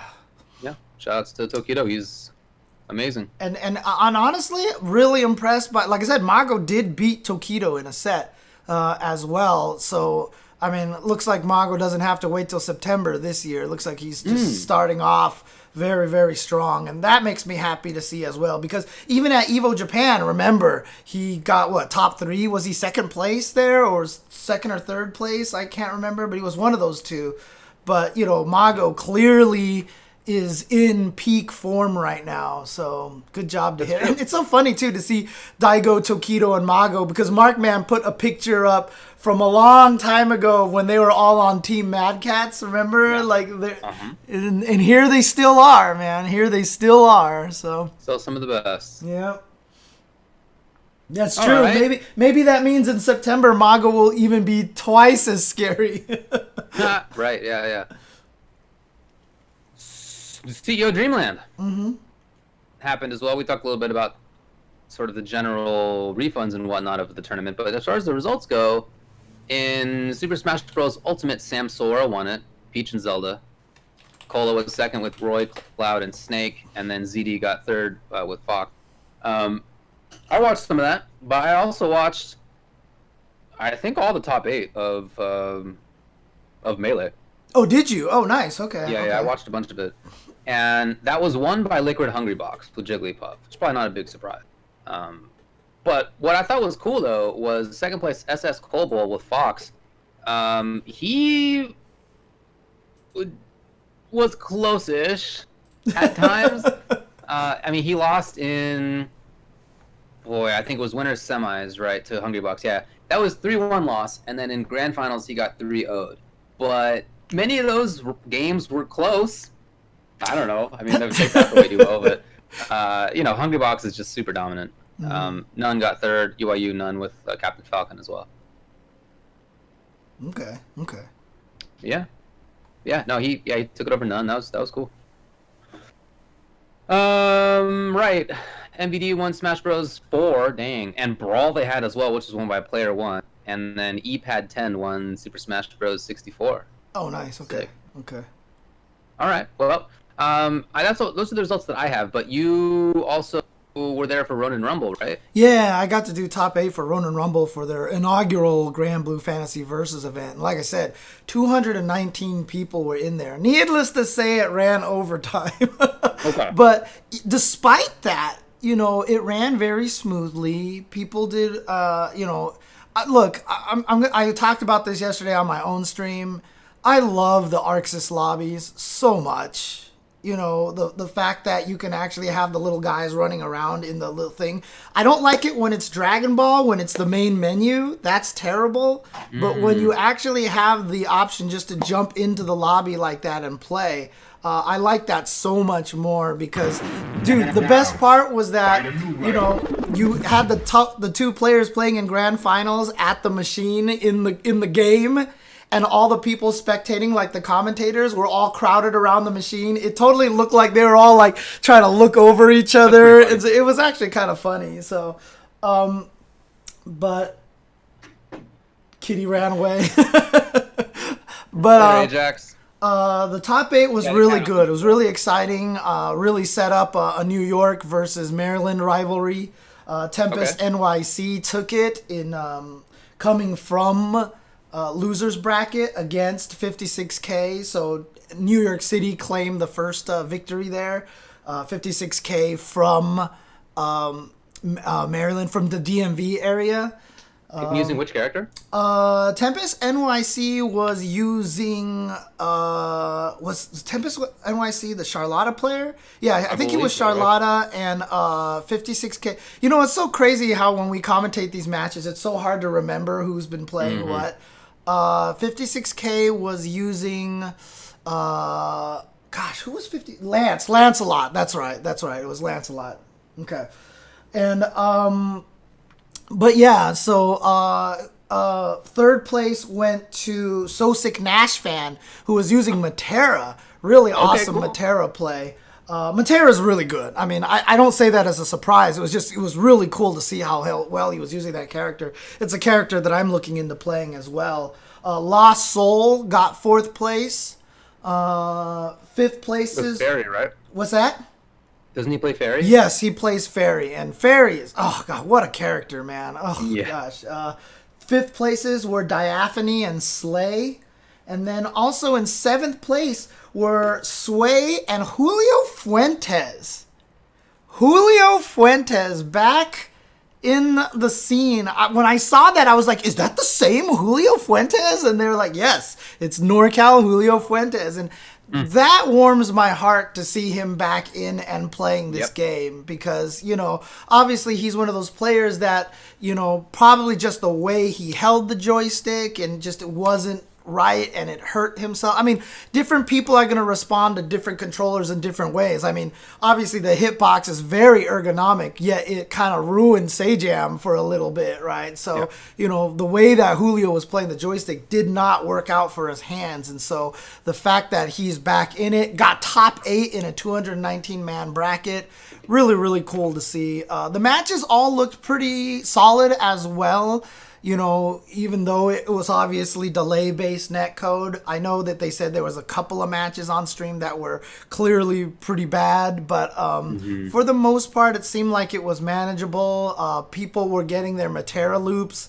Like So Sick Nash fan was doing their Matera loops, which is a very, very timing-intensive combo. So, you know, it seemed like that they were doing pretty well. So, you know, if Jeff the Hero can keep this up. Jeff the Hero and staff, they also announced there that Crack Fiend is now going to be joining and becoming like a partner in Ronin Rumble. So, yeah, so he's going to help join that team. And so he's basically like co-owner of Ronin Rumble now. So the two of them are going to be working together to keep trying to bring as many online tournaments as possible.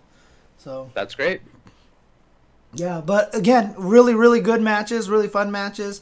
You know, characters that we expected to see, Lancelot being in the grand finals, Fairy. I think there was I mean, obviously Lost Soul was playing Fairy. You know, but really exciting tournament. I really enjoy the game right now. The game, to me, is that perfect, what I wanted out of a fighting game, that kind of blend between, hey, look, it's really simple to get into, but at the highest levels, this game gets really complicated. And, you know, that thing that I've always said Melee has been really good at, you know. I don't think it gets nearly as complicated as Melee, because Melee, to me, is the most execution-intensive fighting game with that and, like, MVC2, maybe. But, you know, but obviously, if you think going into Grand Blue that it's going to be one of those simple games that everything is super easy to do, once you start learning the crazy stuff, it gets a lot more complicated. Well, I was planning to talk about it later, but might as well now. I did try Grand Blue Fantasy. Oh, awesome. Nice. Okay. Yeah, I got a PC code thanks to Xseed. Yay. Oh, nice. Okay. So I spent a few hours messing with it. Find a new rival. I'm going to play Fairy. I heard about that, and I was like, man, top tier guy. Well, it's just so clear that she's exactly Dhalsim. Yeah. So I you know, I obviously enjoy that archetype. She's Dhalsim, but also has, like, what if Dhalsim's V-Skill 2 Fireball caused multiple hits? What if Dhalsim had an EX uppercut? What if he had an uppercut? Like, it's a take on Dhalsim that is, like, to the next degree. So I want to play it. I haven't played against people much, but I don't love how derivative the characters are. They are it's not quite like Fantasy Strike levels of like. Oh yeah, okay. Obviously, this is Guile and this is Dalsum and here's Zangief, mhm. right? Like, it's not quite that derivative, but it's pretty close. Yeah. For quite a few of the characters. So that kind of rubs me the wrong way a little bit. That said, each of the characters still feels like they're pretty different from each other, right? So it's, although they may have copied Street Fighter characters like very closely. Well, I mean, like Charlotta obviously is very Honda, right? Yeah. Honda, and has a demon flip. Yeah. I mean, Gran and Catalina are just generic hero fighter that are in every fighting game. Yeah. Like what other characters do you feel like? Ladiva's Hugo, right? Oh, really? Interesting. Vasaraga's Abigail. Yeah, right? I mean, I think that seems... Doesn't that seem pretty clear? Vasaraga's Abigail. That Aries one I Dalsum. don't. That one I don't see. Vasaraga being Vasaraga is Abigail? Yeah, But his buttons are like even the same in many cases. I guess I never thought about it. Okay. Like okay. Stan, 5H is like basically 5H. Yeah, I mean, obviously, you know, like Beelzebub has vacuum from Seth. Oh. You know. Yeah. So Beelzebub is Seth, but is definitely like a more interesting take on Seth. So I thought about playing Beelzebub as my main. Okay. Okay. I think he actually seems pretty cool.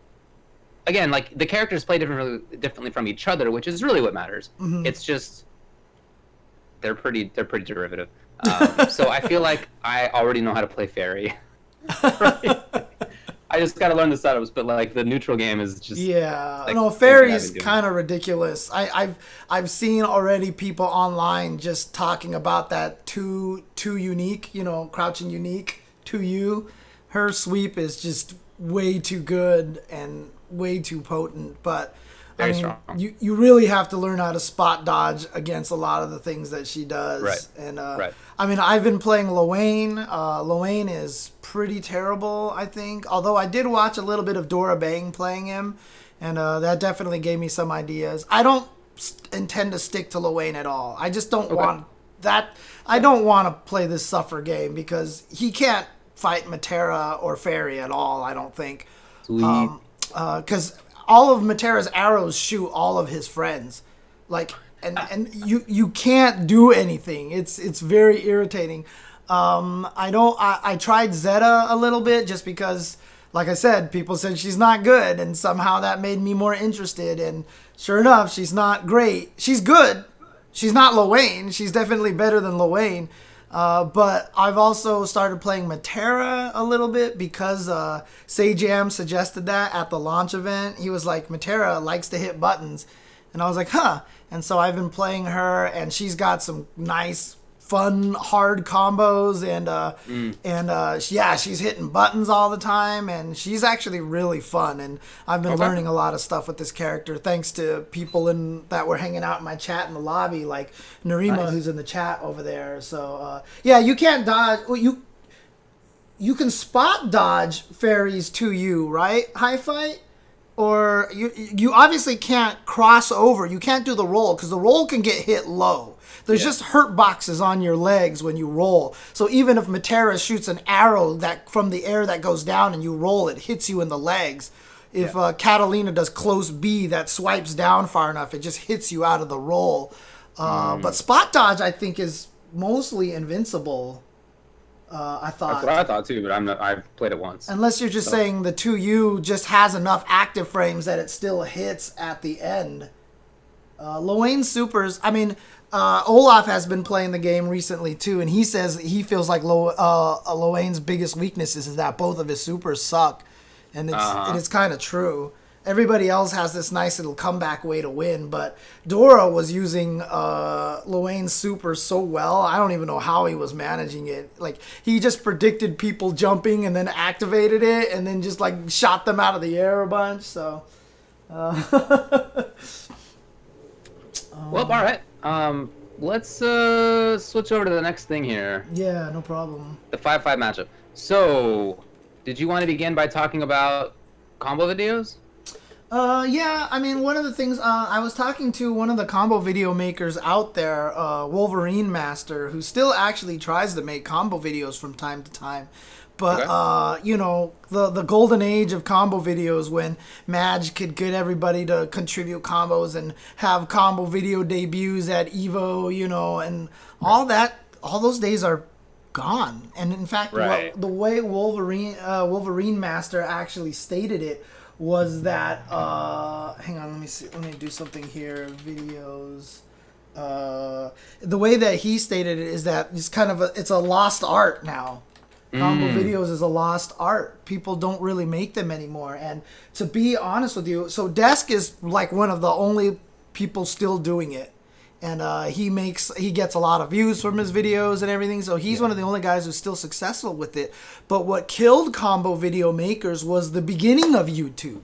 So right now YouTube is different. It's about time watched. You know, you get ads, views. Actually, you know, the way that it worked before, it was only views that really helped in YouTube very early on. So when YouTube started, a lot of combo video makers, I mean, some of these combo videos, like the ones that Madge made for the Guile and the Ryu combo video, you know, I helped him with those. I worked with him. I gave him, you know, feedback, everything for over a year for a lot of those combo videos, right? So the two-hit combo video took me 2 years to make. I mean, literally, that was 2 years worth of work to make that. Granted, I had a day job at the time, which made it that much harder. But, you know, a lot of these guys who are making combo videos have day jobs. And so what we end up with was a situation where we would spend all this time making a combo video, put it up on YouTube, and it wouldn't get barely any views. Right. Whereas if you made a bunch of combos and posted each combo as a separate YouTube video, everyone watched them because they were 3 seconds, you know, 15 seconds long, and view numbers meant more than time watched. So I remember that, basically, if you split it into multiple videos, you did better than if you had one long, well-produced video. It just didn't pay to do that anymore. And so all the combo video makers were just like, why am I sitting here slaving away at a year for this combo video for no reason? And so that basically ended that. And a lot of the combo video makers, including myself, just stopped. So, yeah. So, I mean, it's kind of a frustrating situation, but I don't know what the solution is. I don't know if combo videos can make a comeback. I don't know if they can be any sort of resurgence or anything like that. People have told me that, you know, hey, James, you should make the 3-hit combo video now, you know, because this would be a good time for that. And I'm like, you're probably right, but am I down to spend another 2 years of my life making a combo video, you know, for what, you know? I'm not sure. I'm not sure if it's worth it at this point. So it's hard to just... that it's... Yeah, go on. No, go ahead. I feel that it's a culture thing, right? That the sort of technology and times have changed, and nowadays there's much less of a culture of combo videos. Yeah. I mean, think back to why combo videos started. The first ones that I saw were like VHS tapes. Yeah. Right? And the only way to get those combos out was to put them all in one spot, because you're not going to send 10 VHS tapes of 10 different combos. Right. Needed to be one. So I think it kind of developed of, we need to have them all in one spot so that you can easily translate them or easily send them out. And then even later, you download videos from combovid.com, and it was like not easy to download files, right? I mean, not actually hard, but like it took a while. And so if you could get everything in like a condensed form, then that was also more efficient. People got mad at my MVC2 video combo videos intro because it was so long, because it was like 10 seconds long, and they're like, I'm using all this bandwidth to download a 10-second intro, you know, for a 10-second intro in a 1-minute video. I couldn't make my combo videos longer than a minute because people couldn't, it was too big. It was too big for people to download. So I think after that change, the change on YouTube, like you're talking about, I just think there's been like too many changes in terms of how technology works and like the expectations of the scene. The other thing too, to really be the same stuff. Yeah, the other thing too, I mean, right along with that is that combo videos are also for exhibition only. You just tried to come up with the stupidest crazy combo, you could come up with that was just fancy or silly or creative or clever. But nowadays, it's interesting. It kind of goes with the content talk we had last time. Content really has kind of hyper-focused itself into being useful, kind of educational, practical. I remember at one point in time, people would put out combo videos and some of the responses would be, none of these combos are practical. What's the point of this? Yes, I definitely remember that happening. And it was like, that is the point of this, is that these are fun but, somehow we just kind of left that space. So kind of speaking to what Brian F. said before, I don't know if because some combo videos, had even the 2-hit combo video has very meme kind of sections in there. I don't know if that's something that would fly as much these days, because I think there's an appetite for it, like you talked about the desk combos, right? And on Twitter, every now and then, like, Javits will put up like a challenge of like figure out how to kill Abigail right? So there is still that strain, right? But I do think that there's less of an appetite for it. It's just a different culture nowadays than it was before. And for someone like Desk as well, would Desk be as successful in the combo videos if he wasn't also just showing off while he was doing them? Probably not as much. It's just, you get to watch him just do ridiculous things like play Tetris in the middle of beating up on CPU Vega, and it's the kind of show off showmanship aspect of those videos is really important as well. Yep. So I agree with you. Yeah. So I don't really expect there to be much of a return to like old style combo videos. I think that was probably for like a particular place in time.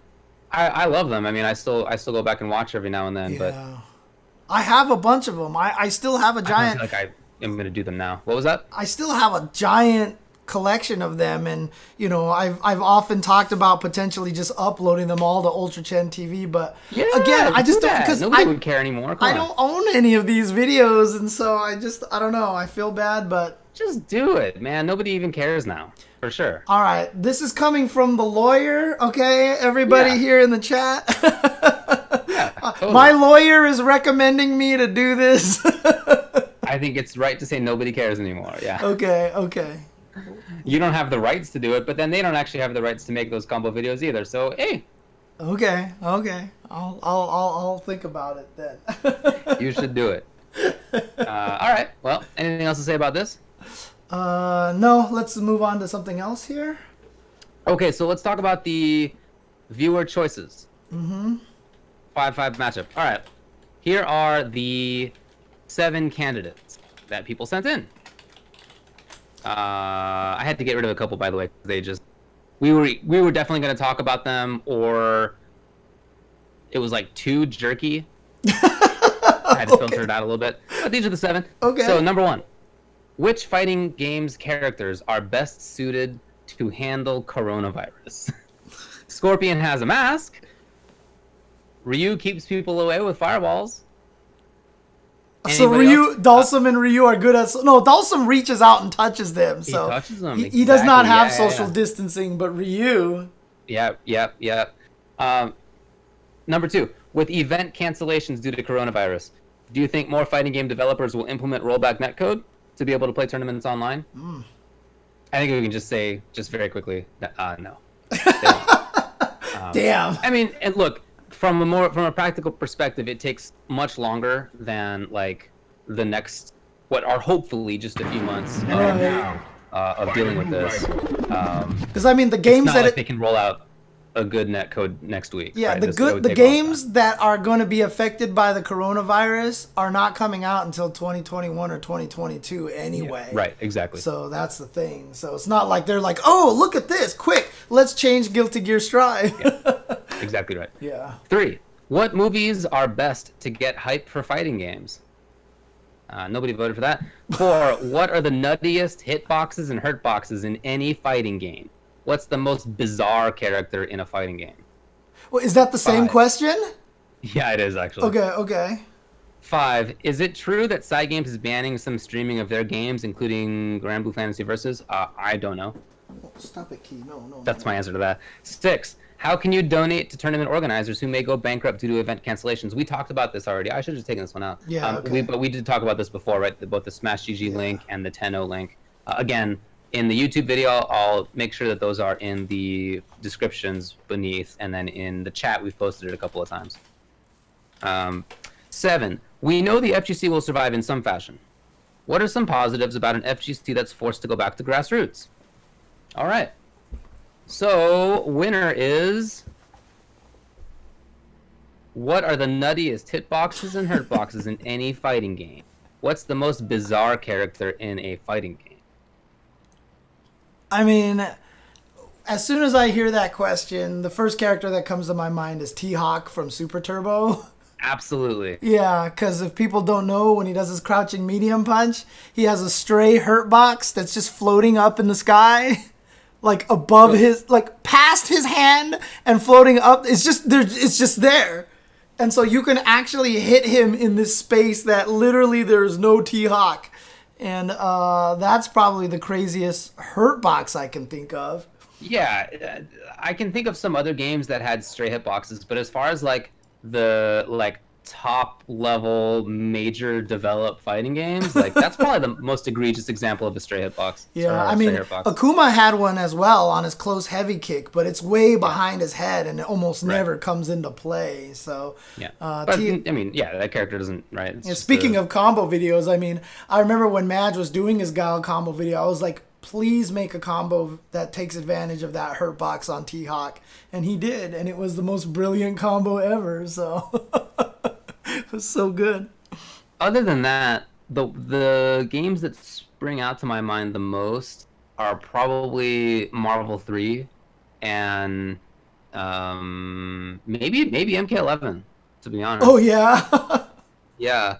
For example, I was messing with Spawn earlier today. We'll talk about it more in just a little bit, but in MK11, characters who have weapons do not have hurt boxes in their weapons, and so you have some characters who are like really far out there, you know, putting a cane out there as Joker, putting chains out there as Spawn, putting a huge cape out there as Spawn. Like none of those have hurt boxes in them, so they're just like giant, just hit boxes that are, you know, in 2D, you know, mostly grounded games.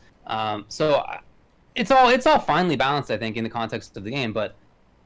Man, those are pretty nutty. Yeah, and then in Marvel 3, boy, so many hit spheres in that game were bizarre, weren't they? Like that was, there were some weird ones in that game.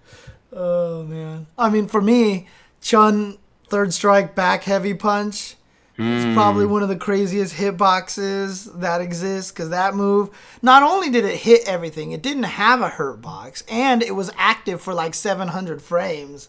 I mean, you just sit there and go, hey, and it's just like, pow, and then you get hit. But I mean, obviously, you know, I mean, Akuma is going to be broken. He had no hurt boxes on anything that he did. And in ST, you mean? Yeah, in ST. He is a boss character. Yeah, and there's a lot of fighting games out there that just, you know, before people really got an idea of how to make these games work exactly, you know, some of the older games, you'll just see characters that just have moves that just, like this giant leg sticks out and there's just this big red box and there's nothing to hit. I mean, there's so many examples of like egregious stuff, but, you know, if I had to pick stuff that was in, you know, modern, still played and still, you know, significant kind of games, it would be like T-Hawk crouching medium punch and Chun back heavy punch in third strike, because that move is, I mean, when you look at the hitbox of it, it's just, it like it takes up almost like a third of the screen height wise, you know, and you like when you play a shoot 'em up, like a shmup game, and you realize that your hitbox is this tiny like 6x6 box, and most of the bullets being shot at you are pixels, and that's all you need them to be, as big as they are, to make it hard for you to survive. And then you think about Chun-Li, and you know, you didn't need to make that hitbox that big, but that's just how it is. So yeah, Virgil's kind of crazy, you know, being able to swing one way and hit behind him and everything, but there's a lot of examples of that. Definitely right. Dude, Slayer 645 is putting up some vids of stuff. But you know the one where like Billy's like attacking in and gets hit from range, right through through the far button. That kind of thing happens for a lot of games that have characters who have like extended buttons, right? Typically those buttons will have hurtboxes in them. Mm-hmm. Dawson's typically the same. That kind of thing has been in a lot of different games. That's kind of why I think it's like a little nuttier that MK11's far buttons don't have hurtbox. Like that is, to me, that's like a little more bizarre, to be honest. Okay. But it is hilarious for sure to see that happen. It's happened to me playing Dawson. I've run into nonsense like that before. Oh yeah, it happens all the time. Yeah, it's not that unusual, but it is funny. All right, so hurtboxes and hitboxes, but in addition to that, what's the most bizarre character in a fight? What's the most bizarre character in a fighting game? I mean, this is one of those questions that's tough to answer because there have been so many just like completely joke, stupid characters. And then there are characters that are just trying to be serious that are really, really weird, you know?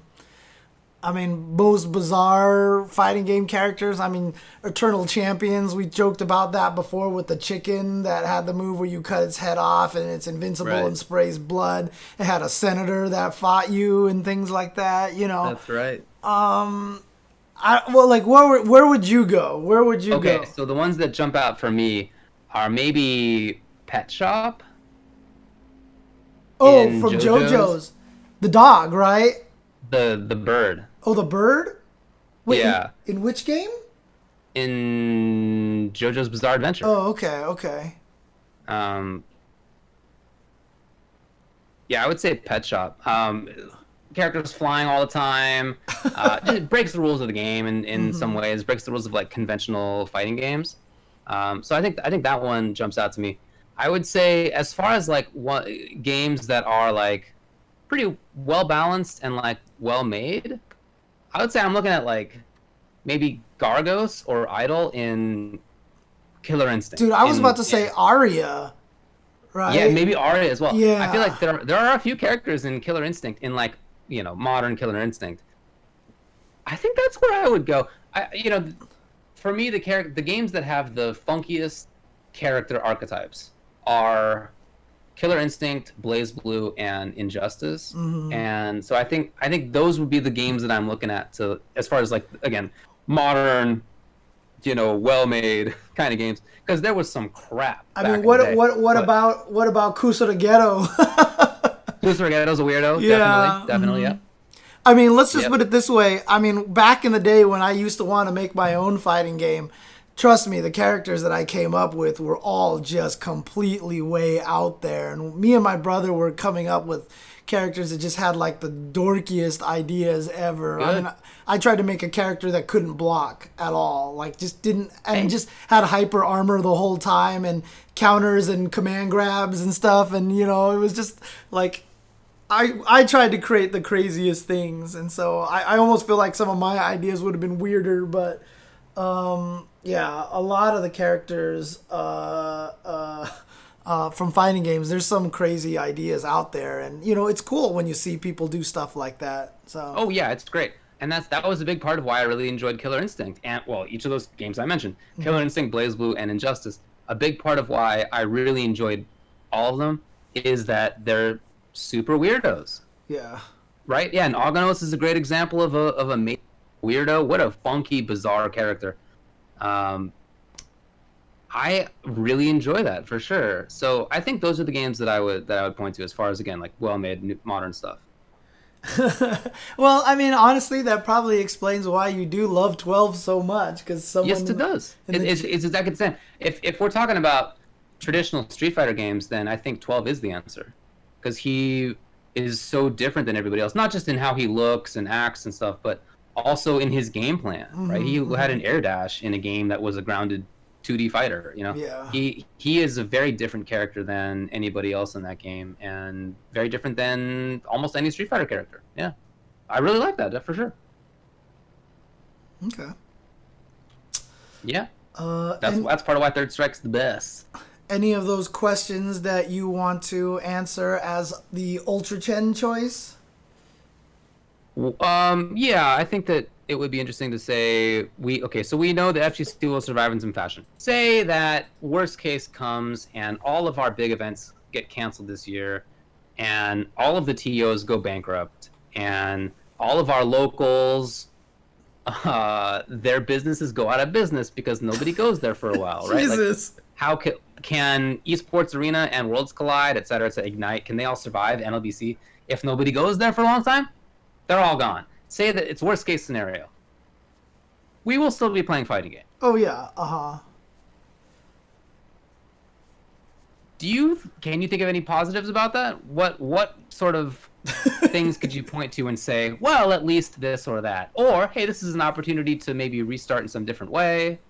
I would say no, because I think the question is actually kind of incorrect in the way that it's phrased. Because it says, what are some of the positives about an FGC that's forced to go back to grassroots? I can't necessarily say that we're still not grassroots. You know, yes, we have world tours. Yes, we have these kind of things like that. But, you know, the world tours still bank largely on existing events that are, you know, Capcom's not running their own events. It's still largely banked off of all these things. We just talked about earlier that how all these tournaments are not in it for profit, that they're doing it because they're trying to help their scene and community and be something special. Larry, you know, like Shin Blanca, John Choi, these guys aren't like John Choi has probably wanted to stop NCR for years because of how much work and money and time and effort he puts into it, but he keeps running it because he feels obligated to support this community that he loves so much. You know, I don't want to say like he's forced or obligated, but you know, that's kind of where it is. It's like he understands how much it means to the scene. So I actually don't feel like, and yes, I know a lot of people feel very differently that, you know, fighting games have gone very esports and stuff, but, you know, it's why I'm such a big supporter of Tenno, because they are still very grassroots when they run their events. Seglia always pulls in people from the community. That's true. Like Evo is still not venture capitalist funded, you know, it's still funded by itself, you know, all these things like that. To me, I don't feel like fighting games have gone beyond grassroots. We often joke that EVO is the biggest grassroots tournament in existence, you know. I mean, like I said, you get esports people to EVO, and they all kind of, I've heard this conversation, that esports people mock EVO for looking so ghetto. Because we're playing on fold-out tables and chairs, and like we just have the sign put in there with a number on the top. We don't have esports booths, you know, and esports chairs at every station. Like I've heard actual like esports people being like, "Why is Evo so ghetto? I thought it was gonna be like this crazy production and everything." Like Evo is still super grassroots, and you know that's the thing is I don't feel like we've actually moved on. And again, I lived so long in the period of time when the fighting game community was so small, and when we didn't have world tours and we didn't have all this stuff, and we didn't have devs that actually tried to make games that were balanced and, you know, supply us with decent net code and, you know, stuff like that. It was miserable, okay? Right. As much as everybody wants to think about it as the glory days, like it really just wasn't, you know? I hear you. So honestly, I don't think that there is a positive that we can glean from going back to that kind of situation. So, okay. Well, I think it's true that we're not, you know, if the premise of the question is that we're not grassroots, I think that's, as folks are saying in the chat, I think a good way to put it is that the FGC, most of the FGC is grassroots. yes. So there is a veneer on top, certainly, that is esports. The veneer of, you know, pro tours, Yes. basically. Mm-hmm. That's mostly not the FGC. That's relevant for a few players, certainly, but for most people, that's not. Most people who go to tournaments, go to majors even, the amount of money that's up there for the pros to win is like not super important to them. They're hoping to get out of pools. They're hoping to not go 0-2, whatever. Mm-hmm. They're there to meet people and play casuals, etc. Other stuff to do. People go to locals, right? People play online. There's so much more to the FGC that really is still grassroots. Mm-hmm, mm-hmm. That said, if the esports side of things goes away, so these major tournaments go away, the pro tours go away, what could be some benefits of that? I think it would be nice to start over in some different ways. To start events that from the very beginning prioritize, sort of inclusive behavior. I think that would be great. I think it'd be great to get the ball rolling immediately on how an after party should be run. Like, I think there are things that we could restart in terms of the culture that I think it'd be nice to be able to do. Yeah. People are doing those things with events, and one of the huge bummers to me was that Michigan Masters died, because I thought that seemed like an event that was doing those really, really well. Yeah. But for if we get a chance to start over, I want to prioritize that kind of thing. I think in general it would be a big disaster, and it would just be us struggling. And I do think that most of the FGC is grassroots already. So to get rid of the pro tours and to get rid of the big majors would, I think, mostly just suck. I don't know that there would be any significant benefits to that stuff. Yeah, I mean, honestly, it will take a while to redevelop big majors and top quality stream production, and there's any number of roles that are specialized now, and if those people go away, some of them will come back, but some of them will have found jobs in the meantime that they can't easily get out of, or don't want to get out of, and they're gone, and so you have to sort of redevelop at least some of the skill involved. Yeah. That would really suck. I mean, it's interesting because, a lot of things that you did talk about, like changing after parties and being more inclusive, like, I feel like we can work on that even without having to go back to grassroots, We definitely do not need to destroy fighting games to make those things happen. So, but if the FGC were to be, knocked back a peg, at least we could restart the way that we do those things. Yeah. Again, we can work on it anyway, naturally. Yeah. So, okay. Well, right. I mean, I think both of us kind of feel the same, that there's not a lot of positives to take out of that. I think that's right, yeah. I do also want to answer the number one question, is which fighting game characters would be best suited to handle coronavirus. I mean, on the title screen, I had Fang on there. His whole gimmick is that he can't get sick. Right? I mean, that's it. That's the answer to the question. You're done. Right. He can't get poisoned. He can't get sick. That's just his master power. So that's all I have to say. So. Okay, well, my answer is 12, because 12 is not a biological organism and can't get sick. Ba-bam! That's true. Like Fulgor and any of the robots. Any robots would be able to work as well. So. All right. So we want to move on to the next thing. We only have about 20 minutes left here. Oh yeah. Okay, let's do that. Okay, so right. Spawn and other let's talk games. about Spawn, huh? Yeah, I haven't had a chance to try him yet. I know you have, so. I sure have. I mean, it's funny because when I first saw him fly, I was like, he looks like 12. He looks like 12? Yeah, when he was like flying with the thing, so I was like, yeah. David might like this character, so. Well, I actually do like this character. One of the characters that was coming up in Grand Blue Fantasy Versus almost looked like they had a 12 flying as well. I can't remember which one now. I swear, I feel like I kind of remember seeing that, but I might be wrong. But in any case, continue forth with your opinion on Spawn. All right, so Spawn. Spawn has really strong basic kit, I would say. Like, really good footsies, good whiff punishers. Like I said, quite a few of the important buttons just don't have Hurtboxes in them, which is obviously nice. And Spawn gets to break the rules in some way. So Spawn has a special move that breaks armor. And what that means is that if you think the opponent's going to do a fatal blow, then you can do this move and it will break their fatal blow armor. But more importantly, it means that if you think that they're going to do a breakaway in mid-juggle, you can do back forward 3, this big old club that comes out, and it will break their armor. And then if that happens, if you break their armor and you amplify it, you get a full pop-up. Oh my god. So he gets to play a mix-up that nobody else gets, which is, should you break away right here or not? Because if I mean, that game, I guess, kind of exists.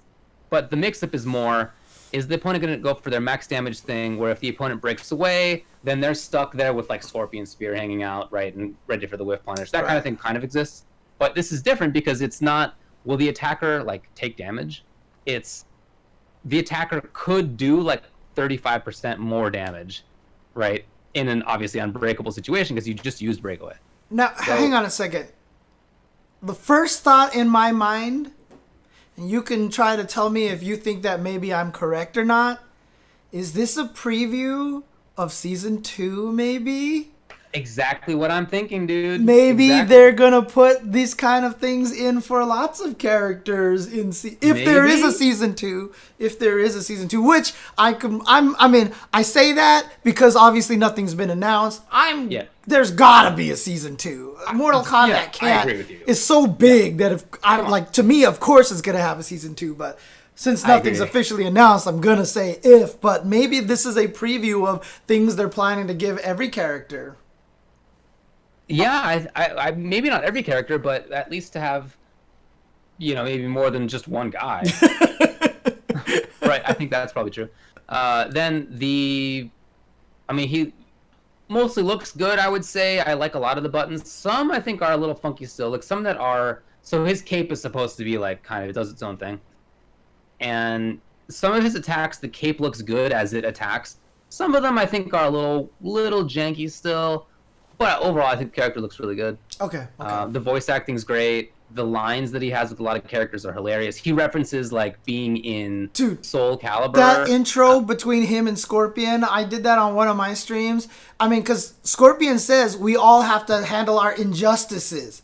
So he's referencing that he was an injustice. Yes. And then Spawn says, that's why my soul still burns. And I was like, yo, dude, NRS is the best, dude. It's great. It's great. Yeah, the lines are great. Their lines are great. So super well done on all that front. The variations, I think, are hard to tell right now which one might be the best. Number 1 has a lot of guns in it. Mm-hmm. And then it has some parries in it, too. He's got a crushing blow on if you, like he does this low gunshot, but the beginning of it is actually a parry. It's a low parry. Oh, okay. Kind of like turns his shoulder to you, and if you like kick him, he will do a crushing blow. Okay. Into big damage. So kind of parries and guns. The second variation is about damage. Like each character has like their one that's like just a damage combo character, and he has that in variation number 2. Variation 3 is the one that I'm going to play, and it's the weird one. Of course. And it's of course. So he has a command grab, but it only works if the opponent is, let's say, it does not work if the opponent's crouching, and does not work if the opponent is crouch blocking. Huh. So this is the only grab that doesn't connect if the opponent's crouch blocking. Okay. So it's not exactly a high. There's like an extra aspect. So why do you want to play this character? And then in addition, it does connect if the opponent does a low attack. Even if it's like a low profiling, low attack, the command grab does connect. But it does not if they're low blocking. That's so weird. So I feel like this is also something new. And I'm curious to see whether this continues in Season 2 as well. Because Spawn he could be a preview for a lot of the things that they're planning to do. Right? That's what I'm thinking, man. Preview. Yeah. He has a low chain that goes full screen, but the mix-up isn't like low or command grab, right? Because you can block low against the chain and low against the command grab. He has a stance that like you can't exactly combo into the pop-up on it, but you can combo into a low that does like a little bit of damage. I want to play it because I don't know how this works, is basically it. Right. What do you do? You're curious. I'm curious. What am I supposed to do with these tools? Like, how does this fit together? I have no idea. So I'm curious to see like how it'll go together, and I'm to figure it out. Huh. Okay. How does he seem? So I like him a lot. I think he seems very interesting and really strong. Yeah, that's what I was about to say. How does he seem like as a tournament character right now? I would say definitely seems strong. Definitely seems strong. I don't know that Variation 3 will be strong, the weirdo, but maybe. I'm just not sure. Variation 1 and 2 both. I mean, the characters' base tools are just really good. I think so. I think that each of them will be legit. I like him. He seems cool, man. Cool. All it right. sounds whack in theory. Maybe it will be whack. Sorry, my will see. Jasmine is running around like a spaz right now, and I'm trying to figure out what the Good heck is going on right now. old So, lady. okay. There's a few things other to talk about. For example, SF5 has CPT-related DLC, including a costume where Gil looks like 1500s Northwest European. What the hell? I haven't seen any of this You yet. haven't seen it? Oh, I didn't put the link to it in the run of show, but it's a really weird one. Okay. Really strange-looking costume. Okay. It's got the little mustache. It's very weird. What the hell?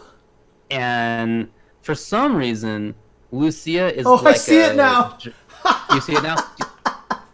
Oh do you my see- god, do he you looks see like he's Lucia from like the Three as, Musketeers. like, a German Oktoberfest girl? Who is? Lucia? What? Okay, I need to. I think I'm she's just supposed going to be Puerto Rican, Capcom but Fighters they right give now. her, like a German outfit. I don't know. It's a funky one. I'm just going to Capcom Fighters because I just need to see this. CPT 2020 stage, titles, 10,000 fight money. You know, it supports the CPT. That's $19.99.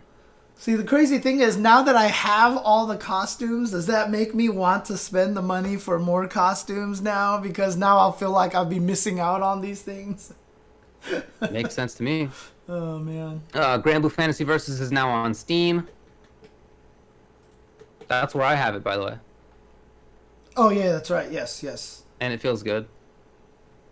And then I just a few actually other heard that things. the Steam. I actually heard that the Steam version has better like what do you call it, like input lag or something like that. So Does it? I don't know. I heard some people talk about that, so I'm curious to see if we get more official word on that.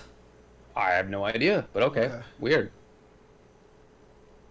On TBS, did you see Pokchop versus El Chakotay? I did not. By the time I saw that tweet, it was already over. So Well, if you didn't have TBS TV, then you couldn't have watched it because Oh. it was literally on TV. actually, that's But- true. I don't even have regular TBS anymore, so never Same. mind. Yeah, so I don't have TV. I don't have cable but anymore. if you have it, you could watch it on Super Punch, is the name of their show. They had a match. Yeah, I didn't get to watch, but I think that's cool. I mean, That is cool. I'm in favor of that for sure. A few things.